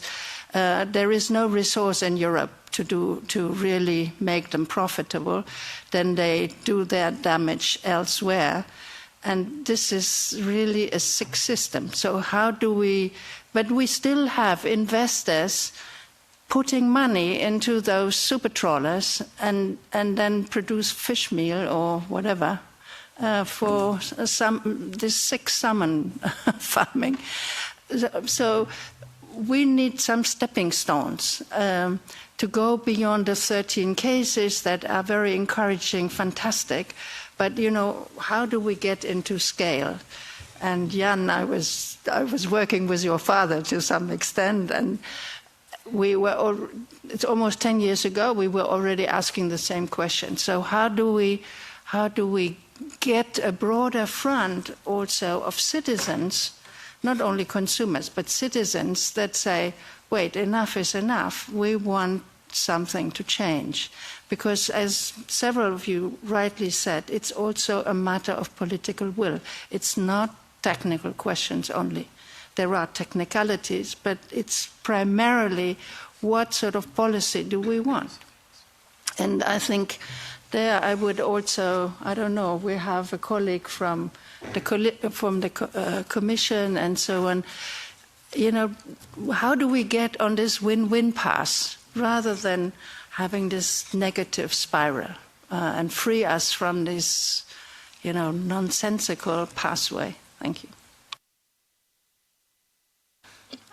Thank you, Cornelia, for the question or comment, or I don't know if it was a question, but I think totally right. I think the alternative is already there. We just need to bring a red carpet to reward those that already are doing things in the right direction, and you know, I think put it in the center instead of the periphery and the marginalized. Put it in the center, right? But I will pass the floor to Mark probably because he wants to probably reply to that. Thank you very much. And I mean, you asked a lot of questions, but I think one of them I can perhaps answer for a Danish perspective is how do we work with the common fishery policy to secure the small-scale coastal fisheries? In Denmark for the last 10 years, my organization, together with political parties, is working hard on what we basically loosely translated call a coastal fishery regime, which is a reserve within our ITQs, our quota system, that reserve not only the quotas, but also the capacity of the coastal fish and coastal vessels in a non-tradable, non-external tradable, secure allocation only for the coastal fisheries. And one of the reasons why we do that is because we want to preserve it. And one of the main reasons is, as Tobias was saying, that small vessel versus big vessel, and he used to say the 140 vessel was the same as a big vessel, but I think the number is even more staggering. My chairman has a small scale boat that's around 10 meters and has a capacity of, I think it's 7 gross tonnage, and usually when we do political work he has a small picture of his vessel and then a big pelagic vessel next to it, and that's equal of like 3,000 to 6,000 of his. So every time you build one pelagic vessel, you lose 6,000 to 3,000 small-scale boats. And what that scheme and what that coastal ordinance do in Denmark is to make sure that we secure and lock the small boats and the vessel in an untouchable area. They can trade with each other, but they can't be sold outside of this small subsection of our quota and our capacity system. And I think actually that's a possibility and a pathway for all European member states, because it's in broad sense based on Article 7 of the Common Fishery Policy on how to allocate and how to secure both socioeconomic and small-scale fisheries. And I think it's been hard fought, and we're still fighting for it for this day, because obviously it's not something that the big-scale fisheries is that fond of. I don't think it's that big threat for them, but it's still, in principle, it's a one direction. You can only become a coastal fisherman. You cannot go the other way.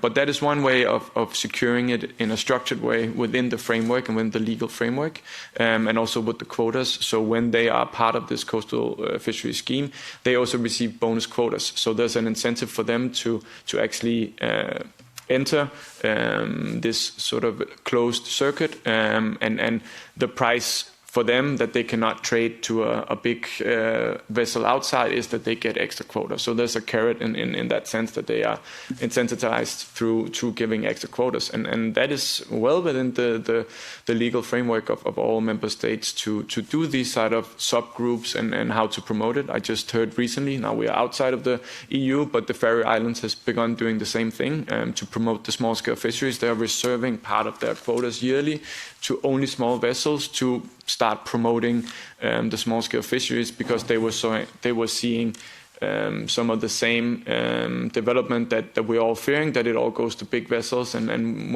once you decommission and once you remove a small-scale fishing vessel and put the capacity into a big vessel, I don't have any example of going the other way. I never heard of a big vessel being decommissioned and made into 3,000 smaller vessels. So it's a one-way traffic, and to stop that, we can use the legal frameworks within the CFP and the national legislations. Well, one little additional question, but in the Baltic, for example, we were hoping that reason would start to prevail, but we're getting quota that are the death knell of whatever is left in that ecosystem. So I don't know. I think something because if the overall quota setting is not conservative enough, you will not manage to rebuild the resource and therefore increase the cake. The point of our conversation is how do we increase the cake rather than fighting it out over the last slice of breadcrumbs, which doesn't make sense, neither ecological nor social nor economic. Yeah, I totally see the frustration sometimes, and those that we have been working on that for so many years, we keep thinking that we are in Groundhog Day, that we are thinking, no, we are asking for the same things. But at the same time, this is why the exercise we tried to do in this Rethinking Fisheries was important, because I think the problem is not the different things that we could do. I think it's that we need to agree on a vision that points in the right direction. If we all agree on that vision, on what is the scenario that we would be looking at, I think we all can agree that we want employment, resources abundant, and all those things. I think we can all agree on those. We want cooperation and so on. So if we can all agree on that North Pole star, then the path seems more obvious of what we need to do. And I think now, also with the Commission, we will talk about that later, but the Commission drafting also the vision for the fisheries in 2040, obviously we need to see how we can really draft this vision jointly, that then it's the policy around it will be more obvious and certainly more well appointed. But yes, I mean, today with the Fisheries Council going on, I think it's a special day on issues of fishing opportunities, and we will see the results. But yeah, definitely it's an important issue. I think we have Didier also that wants to speak in the audience, so we can pass the floor to him. Je souhaitais réagir. Je pense que on a déjà vu dans les exposés que la palette des outils opérationnels, elle est connue. Il y a beaucoup de choses qui peuvent être faites. On sait que les quotas sont calculés de manière pas suffisamment précautionneuse et qu'on pourrait réfléchir à ce que j'ai appelé les cibles de gestion. On sait que les maillages dans beaucoup de pêcheries sont trop petits.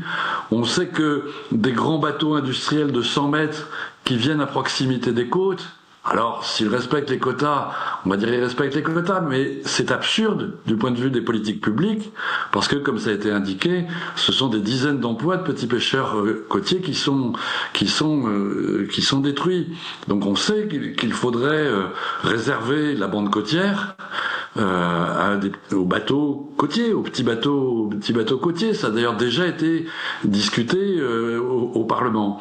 Mais bien sûr, l'idée, je partage tout à fait l'idée que l'important c'est d'abord d'avoir cette vision de se dire la situation va mal parce que nous n'avons pas fait ce que nous pouvions faire pour réduire les impacts sur les stocks exploités, sur les habitats, etc. Voilà.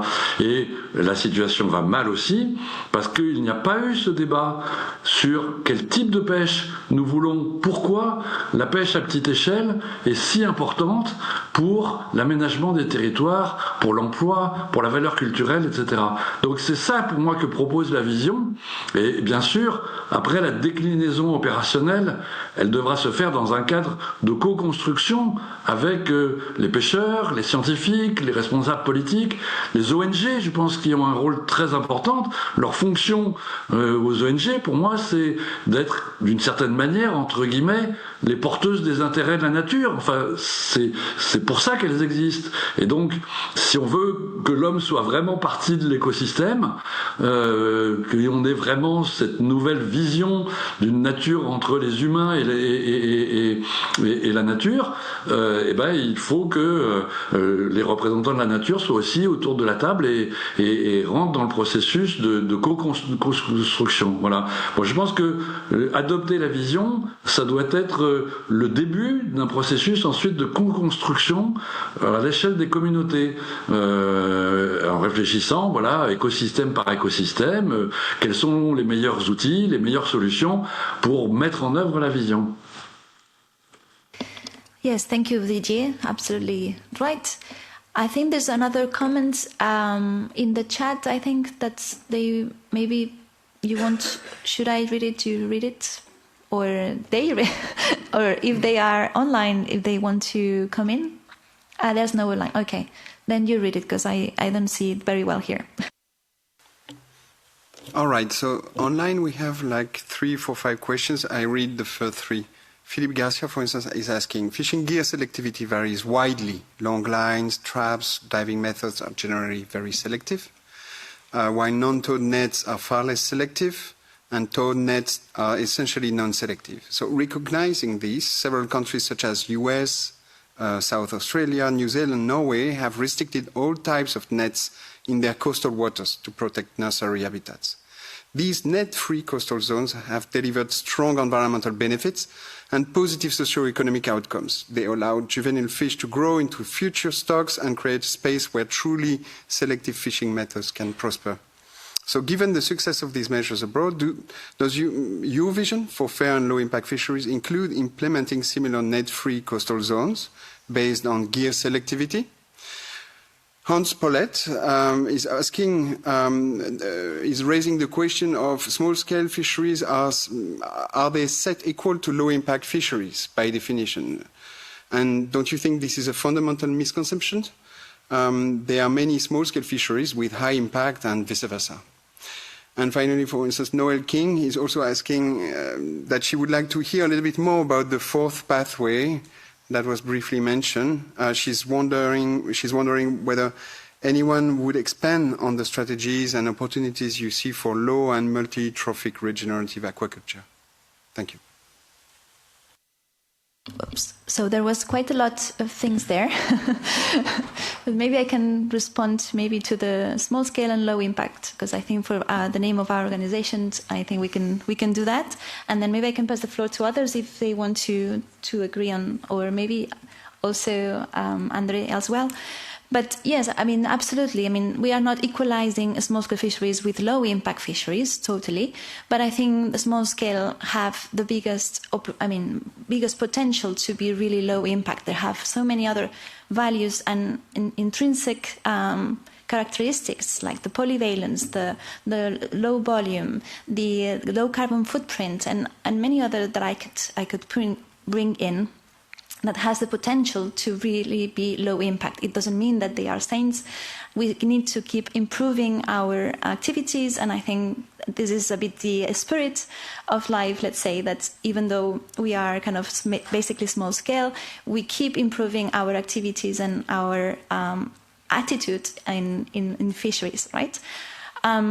So definitely that I would agree on that respect. So we don't need to equalize it, but I think we have to agree that they have the biggest opportunity there to really be the low impact. Maybe I can pass the floor to Mark or any other to comment on any questions that they promote.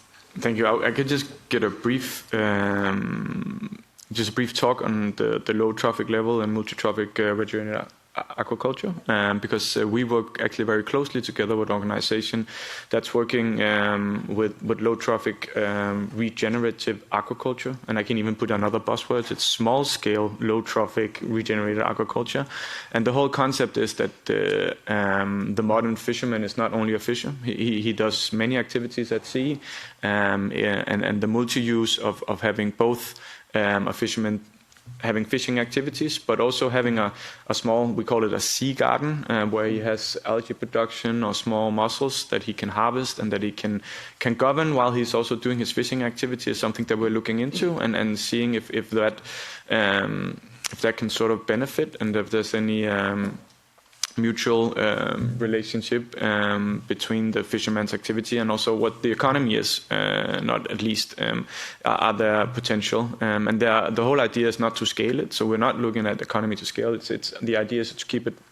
fairly small, but having it as a side activity to fishing activity, and I think that makes sense. In modern times, require modern solutions, and not being a fisherman only and having different activities while they're out in the sea makes a lot of sense. Yeah.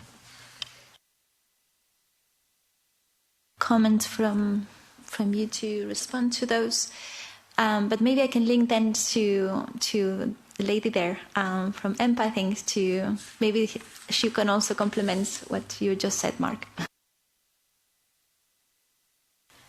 Yes, hello, thank you.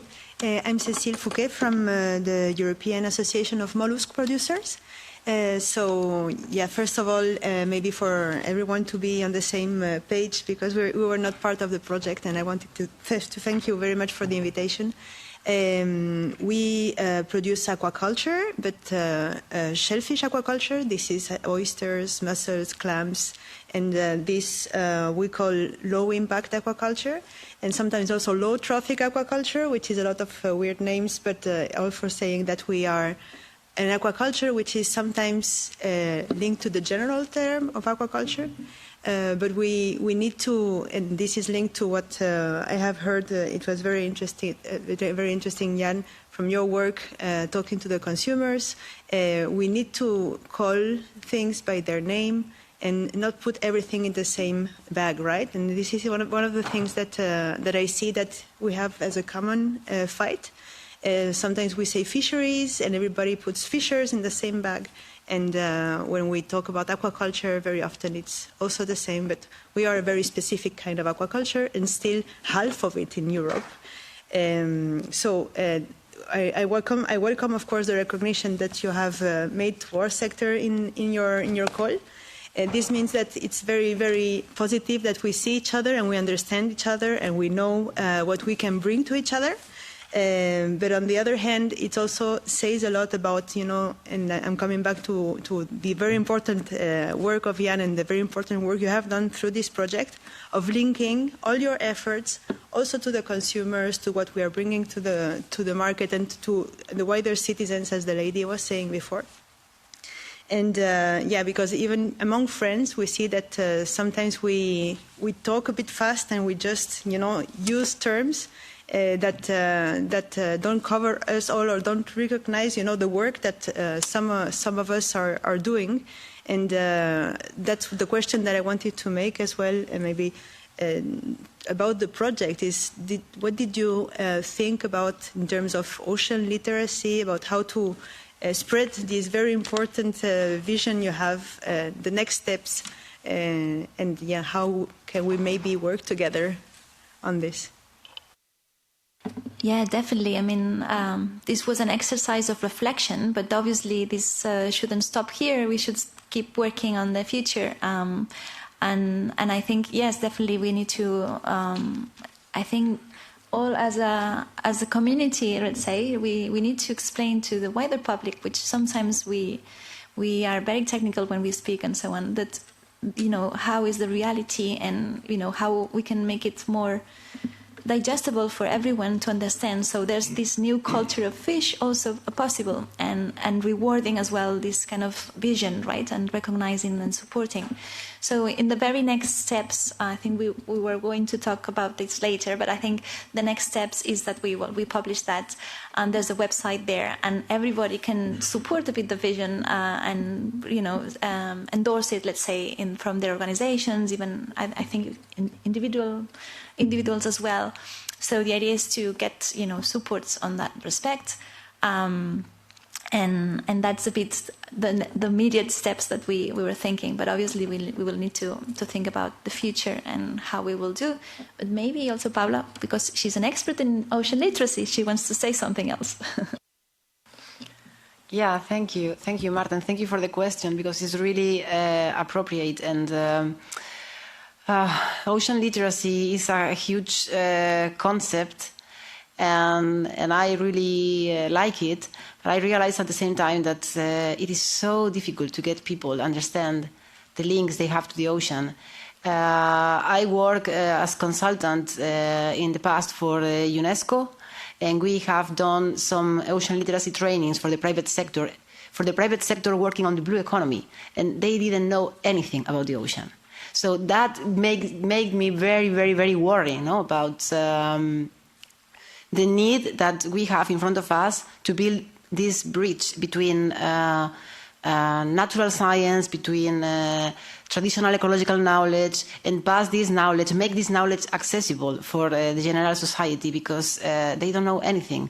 And the funny thing is that when you tell them the story behind their food, they fall in love. And when they understand it, they change immediately. If they have the possibility, they change immediately their behavior. So there is a lot of work that we have to do in terms of campaigning to make this vision effective, and to not make it only something that is important for the fishing sector, right? Because the ocean is as the woman from France, forget the name, Catherine Chabot mentioned in the beginning, the ocean is our global commons, and we all depend on it. So it's very, very important that people get more ocean fluent, in a way, understand the story behind their seafood, understand the life stories behind their seafood,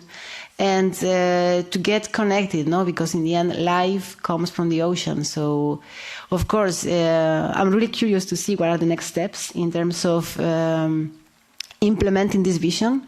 In a theory of change framework, we have the vision and we have some steps, but now how to make it effective, how to influence politicians to make the changes that Cornelia very well pointed out.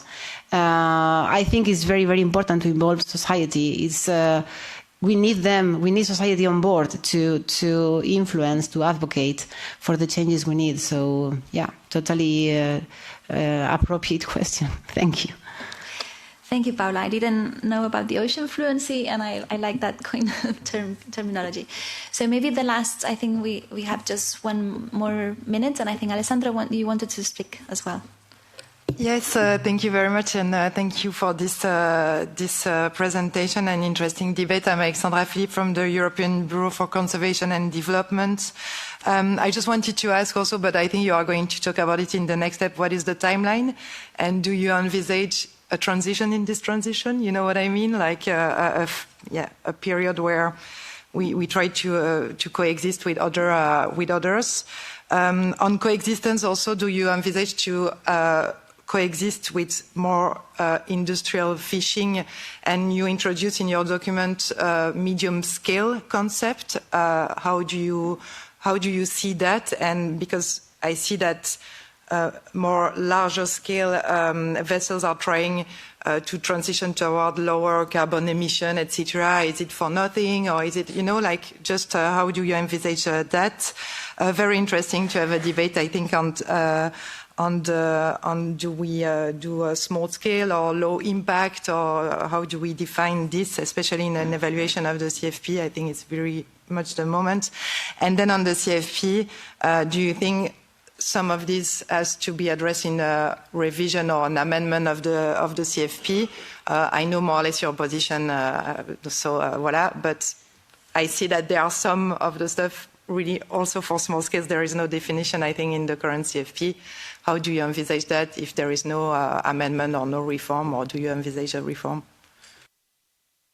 Okay, so thank you, Alessandra. So I think, yeah, that links to I think also the next steps. I mean, the next steps is also that the Commission is going to publish kind of the vision of the fisheries for 2040. So I think this is kind of the immediate step also for this vision to be looking at and kind of follow the process and see how this vision that we will be done. And I'm sure now they will explain a bit the process and how it will. And also the timelines. We are also seeing, with this respect, in that sense, we didn't set a timeline, but definitely we should start. I mean, one thing is a transition. I think it's kind of it could be longer period, but definitely we need to start somewhere someday. And I think this is what they need to be starting soon, rather than later. Because I mean, also in terms of the small-scale fisheries sector, we are in a rough decline, and we are almost in a turning point of disappearing. So definitely the urgent action is needed now to start at least to appoint correctly the issues. But then the transition, obviously, is a period of time, and that's what we also were talking before on, that it needs to be fair, inclusive, leave no one behind. All this process needs to have kind of a period of time. That and also what we were saying about the roadmaps and make it context specific and all those things. So all those recommendations that we were they need to be put into the kind of the local, and there is where kind of all this dialogue needs to come. So we included the issue of meat, so small scale, and normally there's small scale and large scale, and we thought that it was important also to include a specific reference on mid-scale, because I think obviously it's not the same super trawler going in a very distant fleet than a trawler that it's going closer to the sea and so on. And I think it's important to recognize a bit all these specificities as well, because then the management is more appropriate, more rooted in the ground. So that's why we thought, well, I think maybe it's also important to define this, and we put there kind of a proposal. Obviously, it's going to be discussed and debated, but I think it's good to start putting things into the discussion that could maybe then lead to a more proper zoning of the sea and management in general. I think I forgot something or not. So maybe now that we were talking about the vision of Europe, of fisheries, maybe I pass the floor to Tobias to continue. Thank you. So now exactly what is the way forward, and how do we implement it all? And obviously, it's all of us. It's happening already, but of course we also have an institutional framework, and I'm very happy that the Commission is also here in the room. So we now have another panel change. Thanks. Please give a hand to these amazing 4 people who joined us here.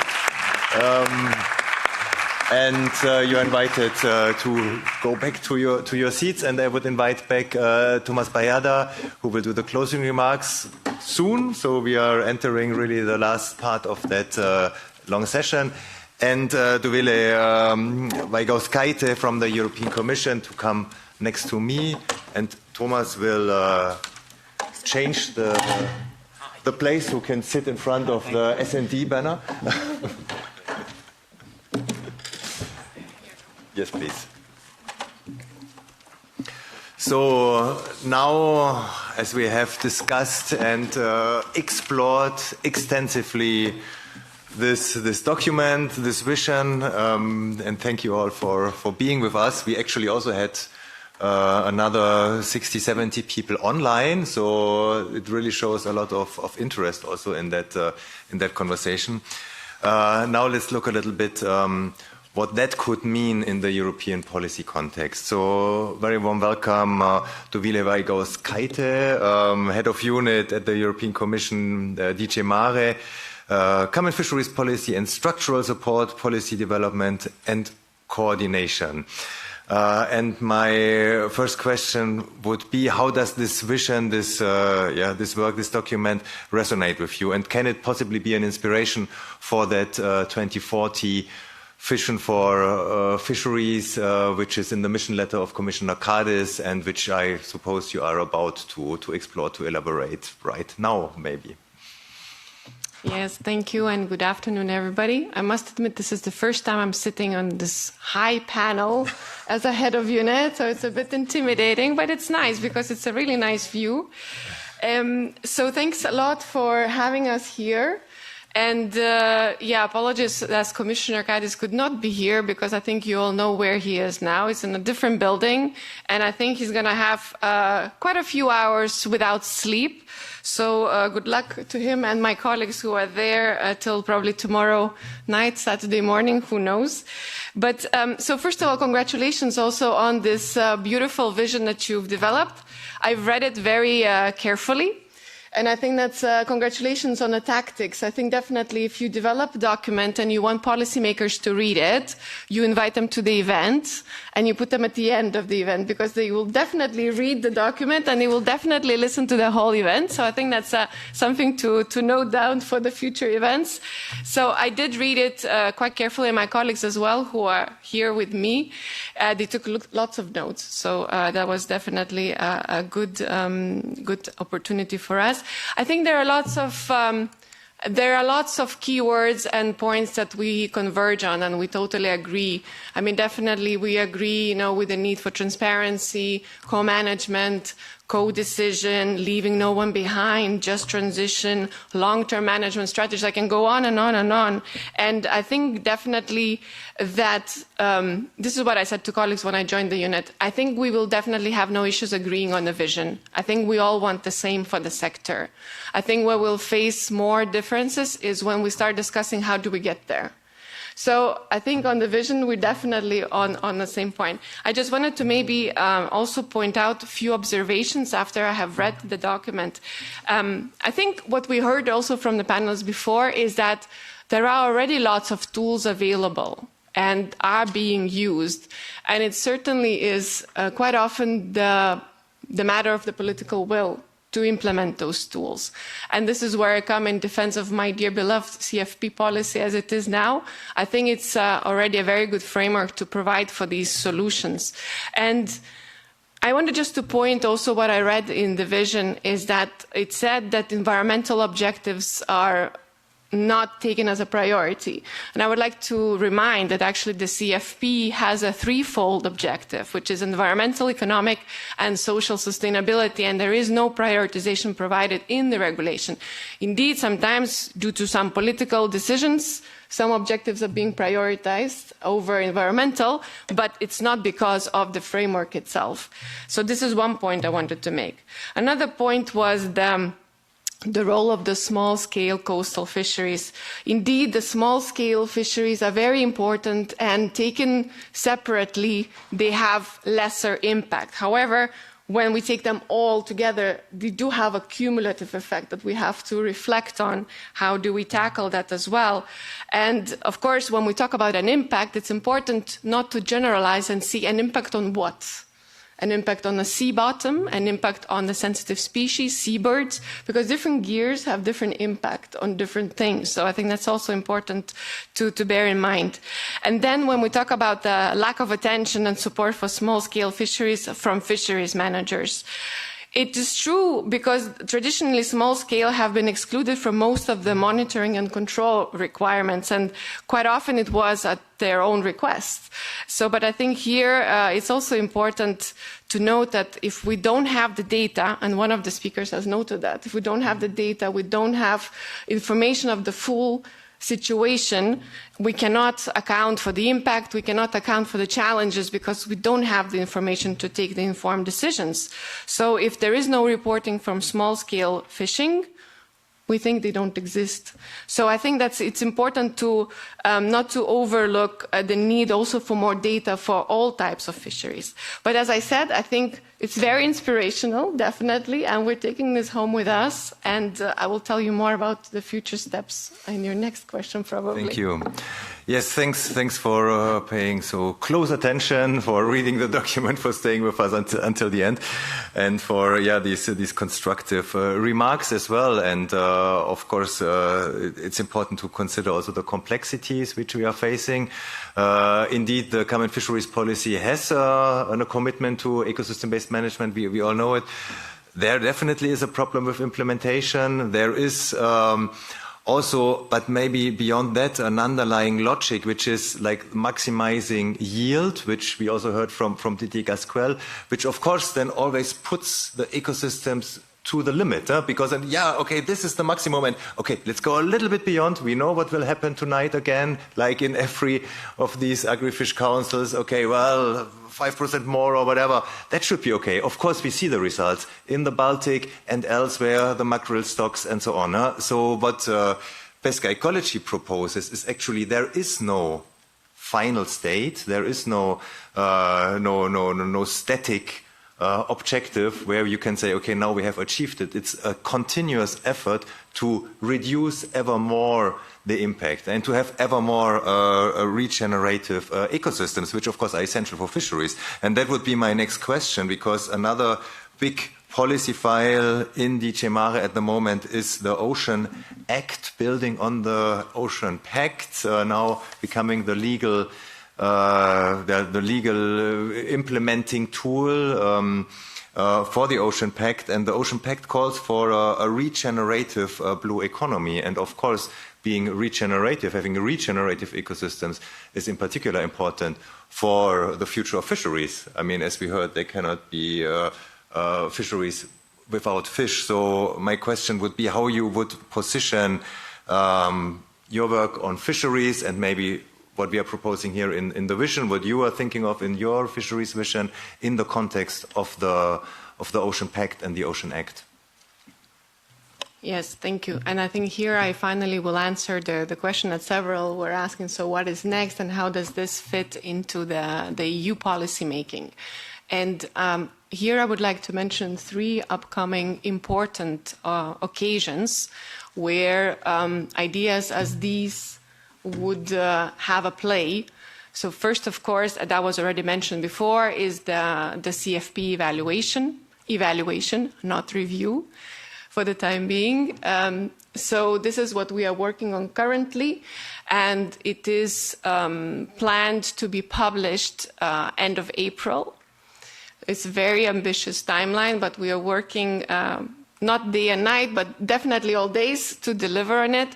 And we really prioritize to deliver a sturdy, evidence-based assessment on how the CFP has been functioning until now, looking back 10 years. So this is the first step in taking evidence-based photography of the situation and looking backwards how the policy has worked. Now, when we talk about the future, we have another deliverable that is mentioned in Commissioner Cadis's mission letter, and he was tasked to deliver a vision for the fisheries sector with a 2040 perspective. So this is more of a longer-term vision, very similarly named as your vision as well. So, and what we are doing now is that we are starting assessing how to structure the reflection, and we decided to structure it on the 4 main axes. The first axis would be the demand. So what is the consumer's demand for the fish? What are the evolving trends? And what kind of information consumers should have to make sustainable choices? So be it labeling, be it the traceability of the aquatic product. So this is the first axis that we will look at. The second axis is the supply. And here we talk about the sustainable sourcing of aquatic food, economic performance of the sector, because that's also very important, as well as the modernization and energy transition of the sector. Now, the third axis is the people, the labor force. So the tools that we need to actually deliver on the demand and the supply. And here, of course, very important topics that have been mentioned already before is the generational renewal. And reskilling, diversification was also mentioned several times, and the thriving coastal and island communities. And the last axis that we will look at are the tools that are needed to reach those objectives, the tools and the infrastructure, so the vessels, the farms, auction halls, processing plants, or access to financing is also very important. And at the same time, while looking at these four axes, we will also look at the mega trends that affect the whole sector, but not only the fishery sector, as well as other sectors. And that is, of course, the demographic aging, the work-life balance, the climate change, geopolitical shifts, as we are already witnessing, that affected the fisheries like Brexit or war in Ukraine. That's also very important to look at because it has a significant impact on the fishery sector. So this vision is supposed to come out in autumn 2026, so quite soon. Yes, and it is all in my unit, so please feel sorry for me and my colleagues.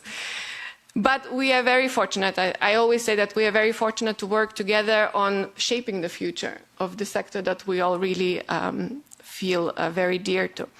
It will be a package together with the energy transition roadmap and the external action communication. So it will be a bit of a broader product, not only the vision, but also other elements. And just maybe important for you to note is that although we will build on the stakeholder input that we had received until now and that we received through the CFP evaluation process, which we did receive a lot, but we will also launch a call for evidence in January or February next year. So please pay attention, because if you want to contribute, you will have the chance. And we will also have several events at the European Ocean Days, Youth Policy Dialogue in March, and the European Maritime Days in May, which will take place in Cyprus. But I should say anything on Ocean Act, or no, you don't want me to say? Yes, please, because the Ocean Act, well, would actually pull it all together, no? The holistic policy coherence framework. I would be very curious. Yeah, maybe just quickly, just to say that the third deliverable also that's supposed to come end of 26. Luckily, it's not my unit, but it's an Ocean Act that was promised in the Ocean Pact. And there, I mean, the idea is to see, first of all, the idea is to put all the relevant targets into the one document, and also to see how the MSP, so the planning, what we were talking about as well before, how can that be strengthened as well through the increased cross-sectoral coordination at national level, better organized sea basin approach, and how can we make MSP climate smart. And also they will look at how can we increase coherence between MSP and Marine Strategy Framework Directive. So I think there's also quite an ambitious deliverable, but yeah, lots is coming our way, so stay tuned. Amazing. Well, good luck, especially for the vision process. I mean, we took almost 2.5 years, more than 2 years. We wanted to launch 1 year ago. It was a complex exercise. So, but Commission is certainly more straight and effective than us, maybe. So good luck with that. We just have very ambitious political masters. Yes. And of course, it would also not be the first time that publications are delayed. But anyway, we wish you all the best. Maybe just very quickly, because we need to close soon, and also I would like to give the floor to Thomas. But yeah, because you talked about resourcing and funding as well. So of course there's also a multi-annual financial framework in the making, and what can we expect there in terms of support for fisheries? Well, I'm a big fan of the future MFF, actually, because I think it has a very big potential to be much more impactful, including for fisheries. And why I say that is because the delivery model is changing from more prescriptive, so more really top-down to bottom-up, meaning from member states up. and it is based on performance. So then the payments are made on the fact that the reforms and the investments that have been promised to be done have been done. So that definitely leads to more impact. Now, of course, for fisheries, this is all very new, and it will take some, I think, some jumping out of the box to really understand and make it work for us. But I think we do have all the tools to make it work for us. But I think overall, the MFF, the future MFF, what does it offer for fisheries? Is that, first of all, it will be much simpler. So it is not only for fisheries, for any other sector. We are going from 52 to 16 programs, and we're going from the same rules for all the funding possibilities. And they even reduced the number of articles from 750 to 175. That's what I call simplification. So the rules will be simpler to apply, which should lead to a better access to beneficiaries for funding. And then, apart from the more impactful and the reforms and investments that I mentioned, for the CFP, we also maintain the preferential treatment for small scale.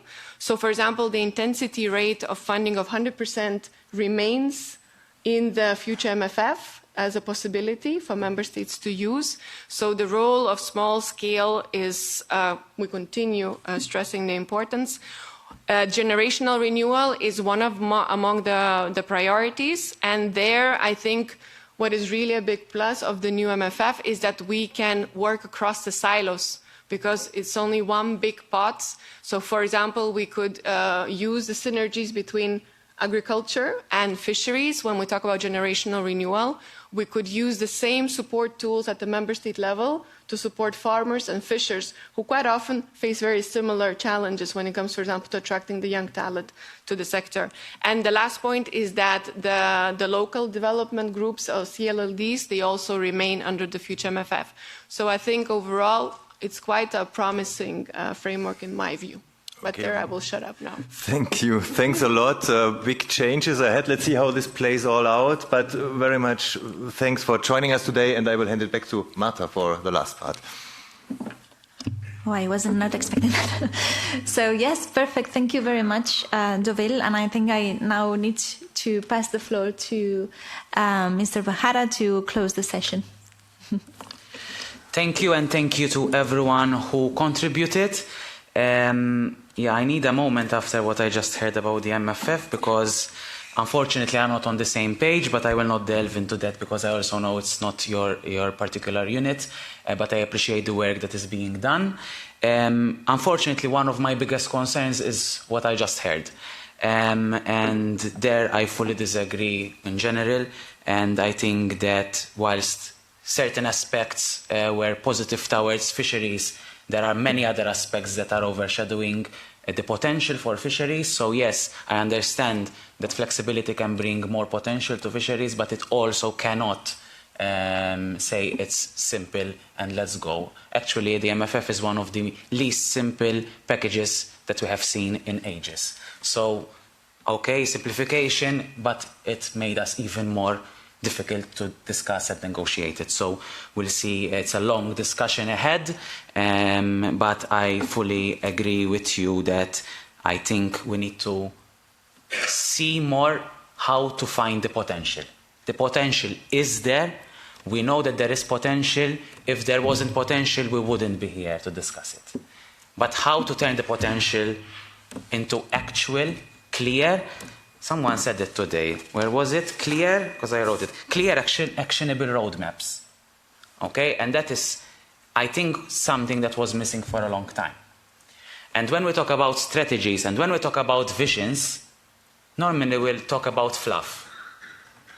We need things that are actionable. The Ocean Pact was one of the potentials. Unfortunately, we fell short over there. Okay? We need to go towards something that is actionable, that is clear, and that will bring us results now. And that is what the Ocean Act should do. What we have seen here in this report can bring us to clear, actionable roadmaps, can take us to an Ocean Act that is not just putting everything together in one document, but rather putting everything in one document about everything related to the ocean and leading us to action. Because if we're going to just collect everything together and putting it in one document, we're failing to move forward. We need to push forward an Ocean Act, and that is my message, and this is my personal message. I have said it to the Commissioner and will continue to saying it to everyone. This is an opportunity, and we can grasp it now. And we can include everything that we have been discussing here. And yes, a bottom-up approach is something that we must endure, including what we heard earlier from Andre with respect to marine protected areas. And how actually fishers can be given the potential to discuss what they deem would be a very good area to protect. Because they know, they feel they are part of the ocean, they are one with it. And who's best to do it than to include them in the process? I wrote a lot of stuff. 1 second, I'm very lost now. Okay. Data and digitalization. Yes, yes, yes. I fully agree. We cannot base decisions, I cannot base decisions without having data. So data needs to go throughout. And yes, including from recreational fisheries. It is important that we understand a little bit more what's happening in the sea. Secondly, selectivity. Moving towards selective gear. Definitely yes. With what money? We need to unlock money to help fishers in this transition. If we want a just transition, if we want a social transition, it needs to be one that is helped. And that's where the money is also needed. Yes, Ocean Act I said, and yes, okay, linking MSFD and MSP, yes, I agree, but we need to go more than that. And something that was not mentioned a lot is the strategy of islands and coastal communities. That's also a step coming very soon that can be an anecdote of what we can move towards the Ocean Act. So that is also a milestone that I would like to stress. I'm going to close here because I think we discussed a lot. But first, I want to thank everyone that attended. The fact that you are here, okay, this is a massive room. This is one of the biggest rooms of the Parliament that we can use. But let's not dishearten with the fact that we are in a big room. It's what's in our heart and in what we work for. And that's where we need to invest more our time and our efforts. And that's why I thank you guys for organizing this event. I know it's not the easiest period, especially whilst we know that ministers are a couple of steps away from us doing decisions which don't necessarily arrive to where we want to go, especially with respect to small-scale fishers.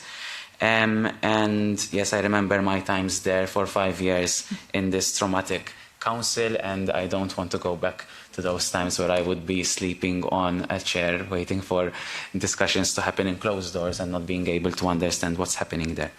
And that's why we need transparency, that's why we need more information, more data, and more flexibilities in a way that help us to achieve the goals, the actionable targets.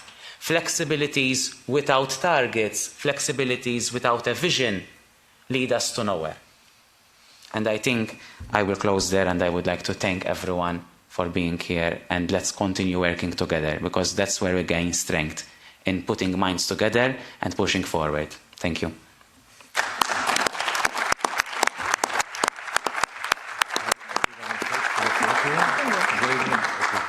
Right. So thanks for hanging in. Amazing how few people left, actually. I have almost no one. And I also was very pleasantly surprised that this room didn't feel totally empty, despite its huge size. When I saw it empty, I thought, oh my God, can we not do this somewhere else? But actually, yeah, thanks for your presence. I think it's clear that there is a lot of interest also online.